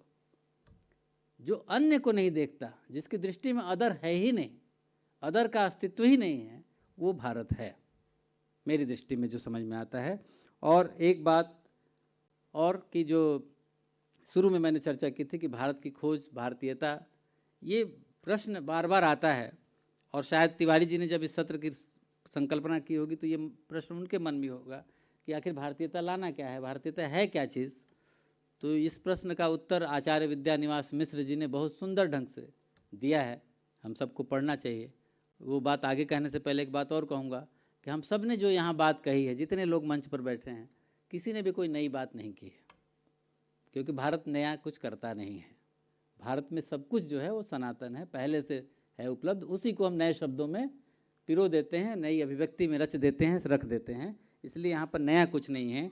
तो जो मैं बात कह रहा था कि विद्यानिवास मिश्र जी ने इसको परिभाषित किया, उन्होंने कहा भारतीयता की खोज करनी है, भारतीयता देखनी है। तो अगर भारतीयता की खोज करनी है, भारतीयता को पाना है, भारतीयता को समझना है, तो तुम निरंतरता में देख लो, सब कुछ मिल जाएगा, वही भारतीयता है। जो निरंतरता में विद्यमान है वही भारतीयता है। जो कुछ भी यहाँ निरंतर चली आ रही है वो भारतीय है। और एक बात सबसे पहले आनंद जी ने प्रश्न पूछा था तिवारी जी से कि भारत में जो कुछ भी है वो महाभारत में है, ये क्यों, उस पर उत्तर उन्होंने शायद नहीं दिया, वो थोड़ा दूसरी ओर चले गए थे। उसका उत्तर गुरुदेव महर्षि अरविंद ने दिया है, भारत के मूल, भारतीय संस्कृति के मूल आधार इस पुस्तक में दिया है। और उन्होंने कहा है कि जो भारत की आत्मा का प्रतिबिंब है वो महाभारत में दिखता है। महाभारत में भारत की आत्मा का प्रतिबिंब दिखता है, इसलिए कहा जाता है कि जो कुछ भारत में है वो महाभारत में है, और जो महाभारत में नहीं है वो कहीं नहीं है, भारत में ही नहीं है। तो ये बात उन्होंने एक बात कही है। एक दो शब्दों का और उपयोग करके, दो बातों की ओर आपका ध्यान आकर्षित करके मैं अपना स्थान लूँगा। एक बात नहीं आई अभी तक की चर्चा में, परंपरा का, परंपरा शब्द की भी चर्चा नहीं हुई, और परंपरा की चर्चा न की जाए भारत में तो फिर भारत के होने का सही अर्थ या उसकी चर्चा अधूरी रह जाएगी। हम एक परंपरावादी देश हैं। भारत एक परंपरा में रहने वाला, परंपरा में जीने वाला, जो पहले बात निरंतरता की थी वो इसी से जुड़ी हुई बात है कि परंपरा में रहने वाला देश है, परंपरा में चलने वाला देश है। यानी जो देश अपने आप को परम से परम की ओर सदा उन्मुख करता रहे वो भारत देश है। परंपरा में परम से परम, श्रेष्ठ से भी श्रेष्ठोत्तर जिसकी यात्रा चलती रहती है निरंतर, वो भारत है। और एक और बात तिवारी जी ने जिसकी ओर संकेत किया था, भारत के मध्यकाल पर 700 साल 800 साल खंडित भारत की, टूटने वाले भारत की, आक्रमण सहने वाले भारत की, तमाम तरह के ध्वस्त होने के भारत की कहानी उसमें है। लेकिन एक बहुत महत्वपूर्ण बात है, वो क्यों भारत होने का अर्थ भारत क्यों भारत है, क्योंकि वो तोड़ते गए और हम बनाते गए, हम सृजन करते गए, रचते गए, ये भारत है। जो देश रचना बंद कर दिया, जिस देश ने सृजन करना बंद कर दिया और बार बार खड़ा होना बंद कर दे, वो भारत नहीं हो सकता। भारत वही है जो बार बार खड़ा हो जाता है, वो तोड़ते रहते हैं, हम बनाते रहते हैं। हम आज भी बना रहे हैं, कल फिर एक बनाएंगे, और ये बनाने की प्रक्रिया जो देश चलाता रहता है वही भारत है। यही भारतीय होने का अर्थ भी है। बहुत बहुत धन्यवाद मुकेश जी, आपने बहुत सारी चीज़ जो बच रह गई थी उनको बहुत अच्छे से, बहुत आसान शब्दों में समेट लिया। आखिर हम निवेदन करना चाहेंगे डॉक्टर सीताराम दुबे साहब से। वो उज्जैन से आए हैं, विचारक हैं, प्रोफेसर हैं, और सर आपसे निवेदन है कि जो आपका वक्तव्य है संक्षेप में हम लोगों को उद्गार व्यक्त करें।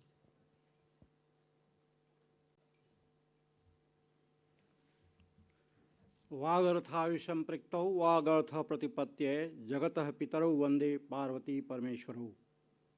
ये वस्तुतः भारत का भारतीयता बोध है। निश्चय ही ये बहुत उपादेय विषय है, और आज के संदर्भ में इस प्रकार के आयोजन के लिए मैं बधाई देता हूँ इस भारत भवन को और उसके प्रकल्पक डॉक्टर श्री राम तिवारी जी को। आज हम अंतरानुशासनिक अध्ययन की विधा में जी रहे हैं, और इतिहास लेखन के क्षेत्र में जो सर्वाधिक महत्वपूर्ण विधा है वह है फर्नांड ब्रादेल की इस फिलिप द्वितीय के समय का स्पेन का इतिहास। उन्होंने समग्रता से सैनिकों के जो है कपड़े का रंग, खाना, अधिकारियों के जो है कपड़े का रंग, खाना, जो सारा का सारा विभाजन है उसमें वर्णित किया है। इसे इतिहास का एक साइंटिफिक जो है तर्ज हम समझ सकते हैं। लेकिन भारत का भारत होने का स्वरूप हमें महाभारत में दिखाई देता है कि जो आज 20वीं-21वीं शताब्दी के इतिहास का चरम प्रकर्ष व्यक्त करता है, वो स्वयं महाभारत में हमें दिखाई देता है। वस्तुतः रामायण और महाभारत ये दोनों काव्य पीछे हैं, आर्ष शास्त्र हैं, अर्थात ऋषियों के द्वारा लिखे गए हैं। एक वाल्मीकि के द्वारा लिखा गया है और दूसरा जो है स्वयं वेदव्यास के द्वारा लिखा गया है। दोनों नियंता हैं। राम को राम के रूप में सृजने वाले स्वयं वाल्मीकि हैं, और यहाँ तो पूरा का पूरा कौरव पांडवों का सृजन ही जो है वेदव्यास मुनि के पास पड़ा हुआ था, और जगह जगह बार बार आकर के नियंत्रित भी करते हैं। और इतिहास की जो है हमें सर्वाधिक महत्वपूर्ण परिभाषा मिलती है वो महाभारत में मिलती है। 2-3 संदर्भों में उस तरह की परिभाषा इसके पूर्व कहीं नहीं मिलती। एक तो है इतिहास पुराणाभ्याम वेदम संबृंहेत।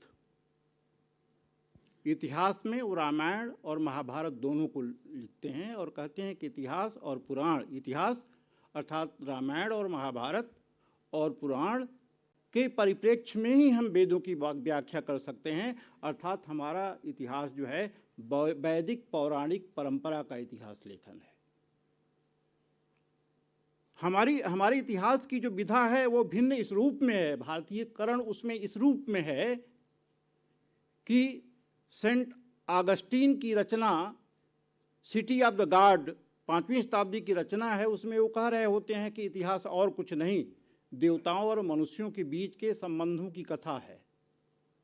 वो 5वीं शताब्दी में कह रहे होते हैं, वो दंभ भर रहे होते हैं कि उनके यहाँ इतिहास लेखन है, भारत में इतिहास लेखन नहीं था। जबकि हिस्टोरियाई, जो कि इतिहास का जनक माना जाता है, इतिहास की प्रथम रचना मानी जाती है, उसमें युद्धों के इतिहास के अलावा कुछ इतिहास नहीं है। जबकि हमारी भारतीय परंपरा इस रूप में उससे भिन्न है कि हम युद्धों का इतिहास नहीं, हम अपने इतिहास को समग्रता के साथ देखने की चेष्टा करते हैं। हमारे यहाँ इतिहास की परिभाषा है धर्मार्थ काम मोक्षाणाम उपदेश समन्वितम पूर्ववृत्तम कथायुक्तम इतिहासम प्रचक्षते। अर्थात इतिहास और कुछ नहीं, बल्कि हम अपने जीवन में और प्रत्येक अपने जीवन में धर्म वहाँ पर जो है किसी मंदिर में जाकर उपासना नहीं, हमें क्या करणीय है क्या अकरणीय है, ब्रह्मचर्य अवस्था में रह करके उसको ज्ञान अर्जन करना और उस अर्जित ज्ञान से गृहस्थ आश्रम में जाकर के अर्थोपार्जन करना और न केवल अपना भरण पोषण करना बल्कि अन्यों के लिए भी जो है उसी प्रकार की संपदा प्रस्तुत करना, उनको भी सुखोपभोगी बनाना। फिर इसके बाद जो है अर्थ का सेवन उसमें होता है। तो जो हमारे यहाँ कहा जाता है कि भारतीय जो है परंपरा तो जो है आध्यात्मिक परंपरा रही है, महाभारत जो है अर्थोपार्जन का एक महत्वपूर्ण केंद्र देता है और अर्थशास्त्र के तमाम उपमान उसमें वर्णित हैं। और जब हम जो है कौटिल्य का अर्थशास्त्र पढ़ते हैं तो उसमें वेदव्यास और महाभारत को भी गिनाया गया है, जो कि उसमें अर्थशास्त्र की परिभाषा दी हुई है। और दूसरा है जो है काम, धर्म अर्थ काम, गृह जीवन में रह करके काम का सेवन करना, अर्थात जितनी भी हमारे परिवार की और समाज की इच्छाएं हैं उसको तृप्त करना। और तदनंतर मोक्ष, अर्थात ये सब करके जो है हम जब मोक्ष निष्पादन करते हैं, निर्वाण को प्राप्त करते हैं, कैवल्य को प्राप्त करते हैं, ये हमारी जो है सांसारिक गति है। और इसमें जो कुछ भी हम अर्जन करते हैं वही इतिहास है जी, उसी का विवरण ही इतिहास है। तदनंतर जो दूसरा श्लोक यहीं पर है, धर्मे अर्थे च कामे च मोक्षे भरतर्षभ यदि हास्ति तदन्यत्र यन्ने हास्ति न तत्क्वचित। ये जो है महाभारत की विशेषता है, जिसे फर्नांड ब्रादेल ने इतिहास लेखन में किया था। वहाँ यहाँ जो है स्वयं महाभारतकार ये कह चुके होते हैं कि धर्म अर्थ काम और मोक्ष की उपलब्धि का विवरण ही जो है इतिहास है, और जो महाभारत में है वही सर्वत्र है, और जो महाभारत में नहीं है वह कहीं भी नहीं है। बिल्कुल डॉक्टर साहब, ये सही बोला। एक मिनट जो है डॉक्टर साहब, और फिर इसके बाद जो है भारत का भारतीय स्वरूप होने का वहाँ पर दो जो है संदर्भ हमारे पास है। एक तो ऋक् संहिता का है, यत्र विश्व भवत्येक नीडम, अर्थात संपूर्ण विश्व घोंसले के समान है। और तदनंतर वयम राष्ट्रे जागरियाम पुरोहिता। और तदनंतर जब महाभारत में हम आते हैं तो वहाँ पर नहीं मानुषात् श्रेष्ठतरम ही किंचित, मनुष्य से श्रेष्ठ और अधिक कोई नहीं है। और वह मनुष्य का मनुष्यत्व होना आत्मनः प्रतिकूलानि परेशान न समाचरेत, अर्थात अपने को जो बुरा लगता है वह दूसरे के साथ उस प्रकार का व्यवहार न करें, यह हमारा जो है कर्तव्य होना चाहिए। और इसी से मनुष्य की श्रेष्ठता निर्भर हो सकती है। ये भारतीय परंपरा का उत्स है, और इसी के परिप्रेक्ष्य में महाभारत और उसका जो है पूरा का पूरा पराक्रम, इतिहास चेतना महाभारत की, और तदनंतर जो है इतिहास की प्रासंगिकता ये भिन्न भिन्न युगों में जो है परिकल्पित होती रही है, रूपायित होती रही है। और इसी के साथ मैं वाणी को विराम देता हूँ। बहुत बहुत धन्यवाद। बहुत बहुत शुक्रिया डॉक्टर साहब, आपने बहुत गंभीर तरीके से महाभारत की प्रासंगिकता पूरी बता दी। शुक्ला जी, मैं आपसे निवेदन करूंगा आगे की प्रोसीडिंग के लिए।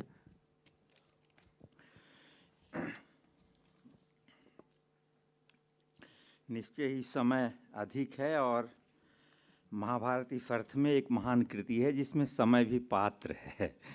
वेदव्यास ने समय को भी लगाया। अब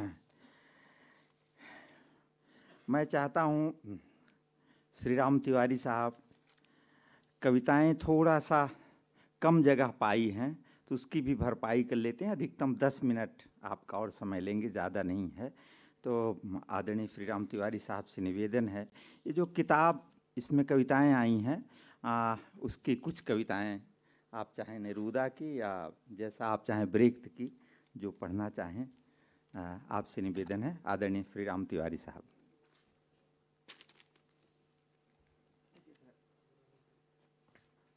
जल्दी ही ख़त्म करना है। तो एक कविता है, छोटी सी कविता है, हेरोल्ड पिंटर की बम, अनुवाद व्योमेश शुक्ल का। और कहने के लिए शब्द बाकी नहीं है, हमने जो कुछ छोड़ा है सब बम है जो हमारे सर पर फट जाते हैं। हमने जो कुछ छोड़ा है सब बम है जो हमारे खून की आखिरी बूंद तक सोख लेते हैं। जो कुछ छोड़ा है सब बम है जो मृतकों की खोपड़ियाँ चमकाया करते हैं।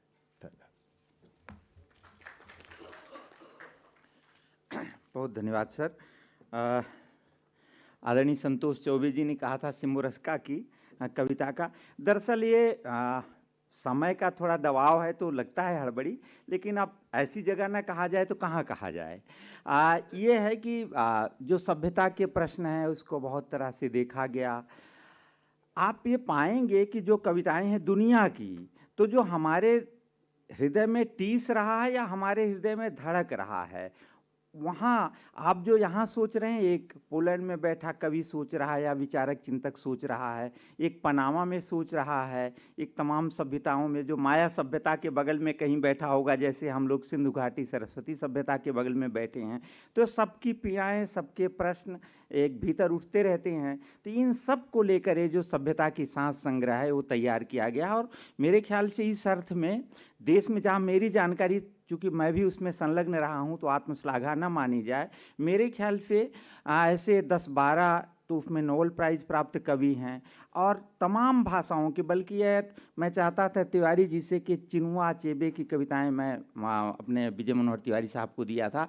अब उनकी स्थिति ये है कि आपको अफ्रीका का दुख देखना हो, कविताएं बहुत शिनाख्त करती हैं दुख की, पीड़ा की, मुश्किलों की, जीवन संघर्षों की।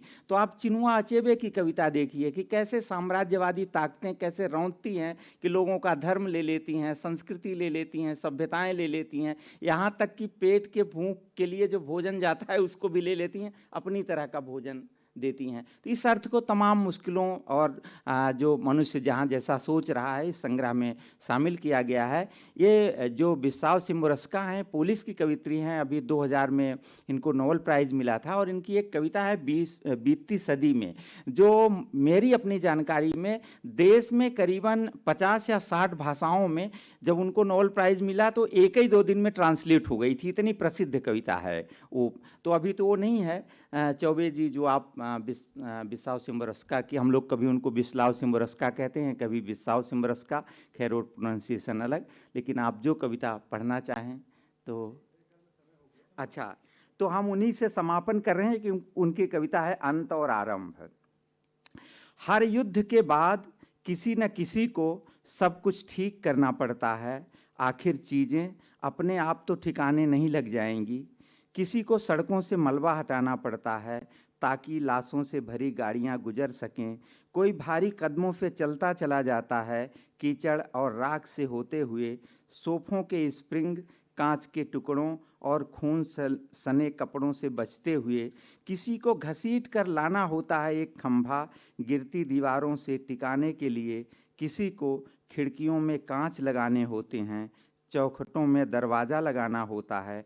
कोई फोटोग्राफर मुस्कुराने के लिए नहीं कहता बरसों तक।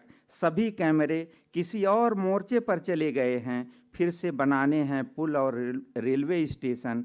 इसके लिए चीथड़े चीथड़े हुए कमीजों की आस्तानें चढ़ानी होंगी। कोई हाथ में झाड़ू लिए याद करता है कैसे हुआ यह सब, और कोई सुनता है हिलाते हुए अपना सिर जो किसी तरह साबुत रह गया है, लेकिन बाकी सब दौड़ धूप में लगे हैं, किसी कदर बोरियत से भरे हुए, कभी कभार ही सही। अब कोई भी गए मुर्दों की तरह उखाड़ लाता है झाड़ियों के पीछे से एक जंग खाई हुई भैंस और कचरे के ढेर में डाल आता है। वे जो ये सब जानते थे उन्हें रास्ता छोड़ देना होगा।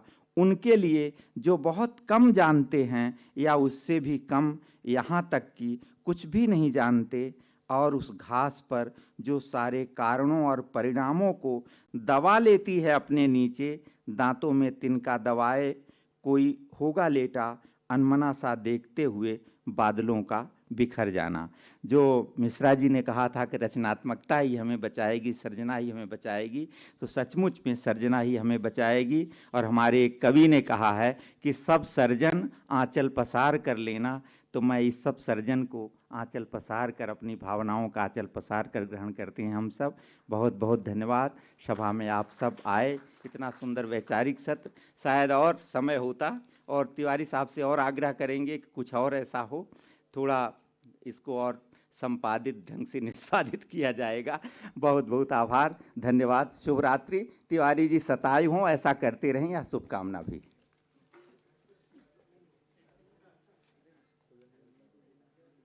अच्छा, सॉरी, एक स्मृति चिन्ह मोमेंटो आदरणीय श्री राम तिवारी जी, न्यासी सचिव वीर भारत न्यास की तरफ से आप सबको, वक्ताओं और जिनने कविता पाठ किया, आदरणीय तिवारी जी।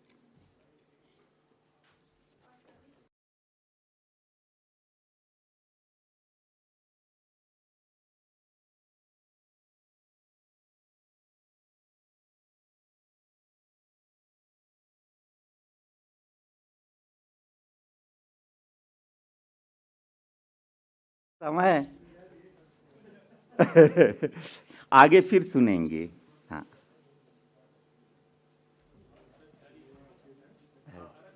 हाँ जी सर। हाँ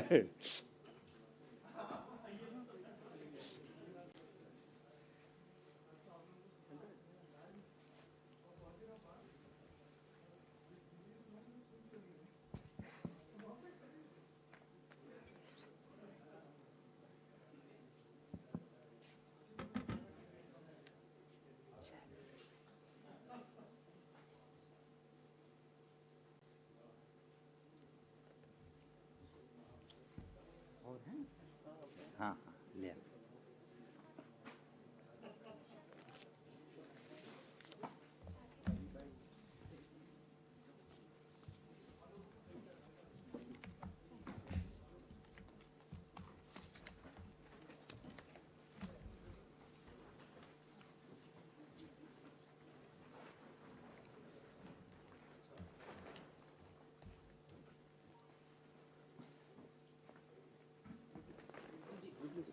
रुक लीजिए।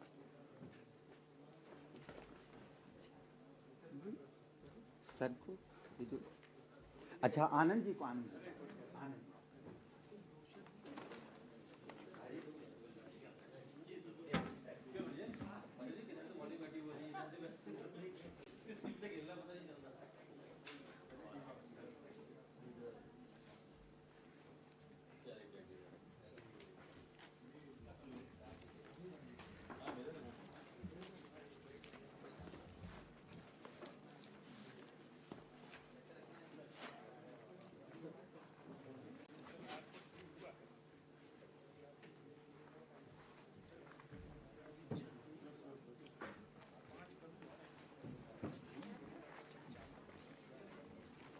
चलो, थैंक यू, बढ़िया बढ़िया।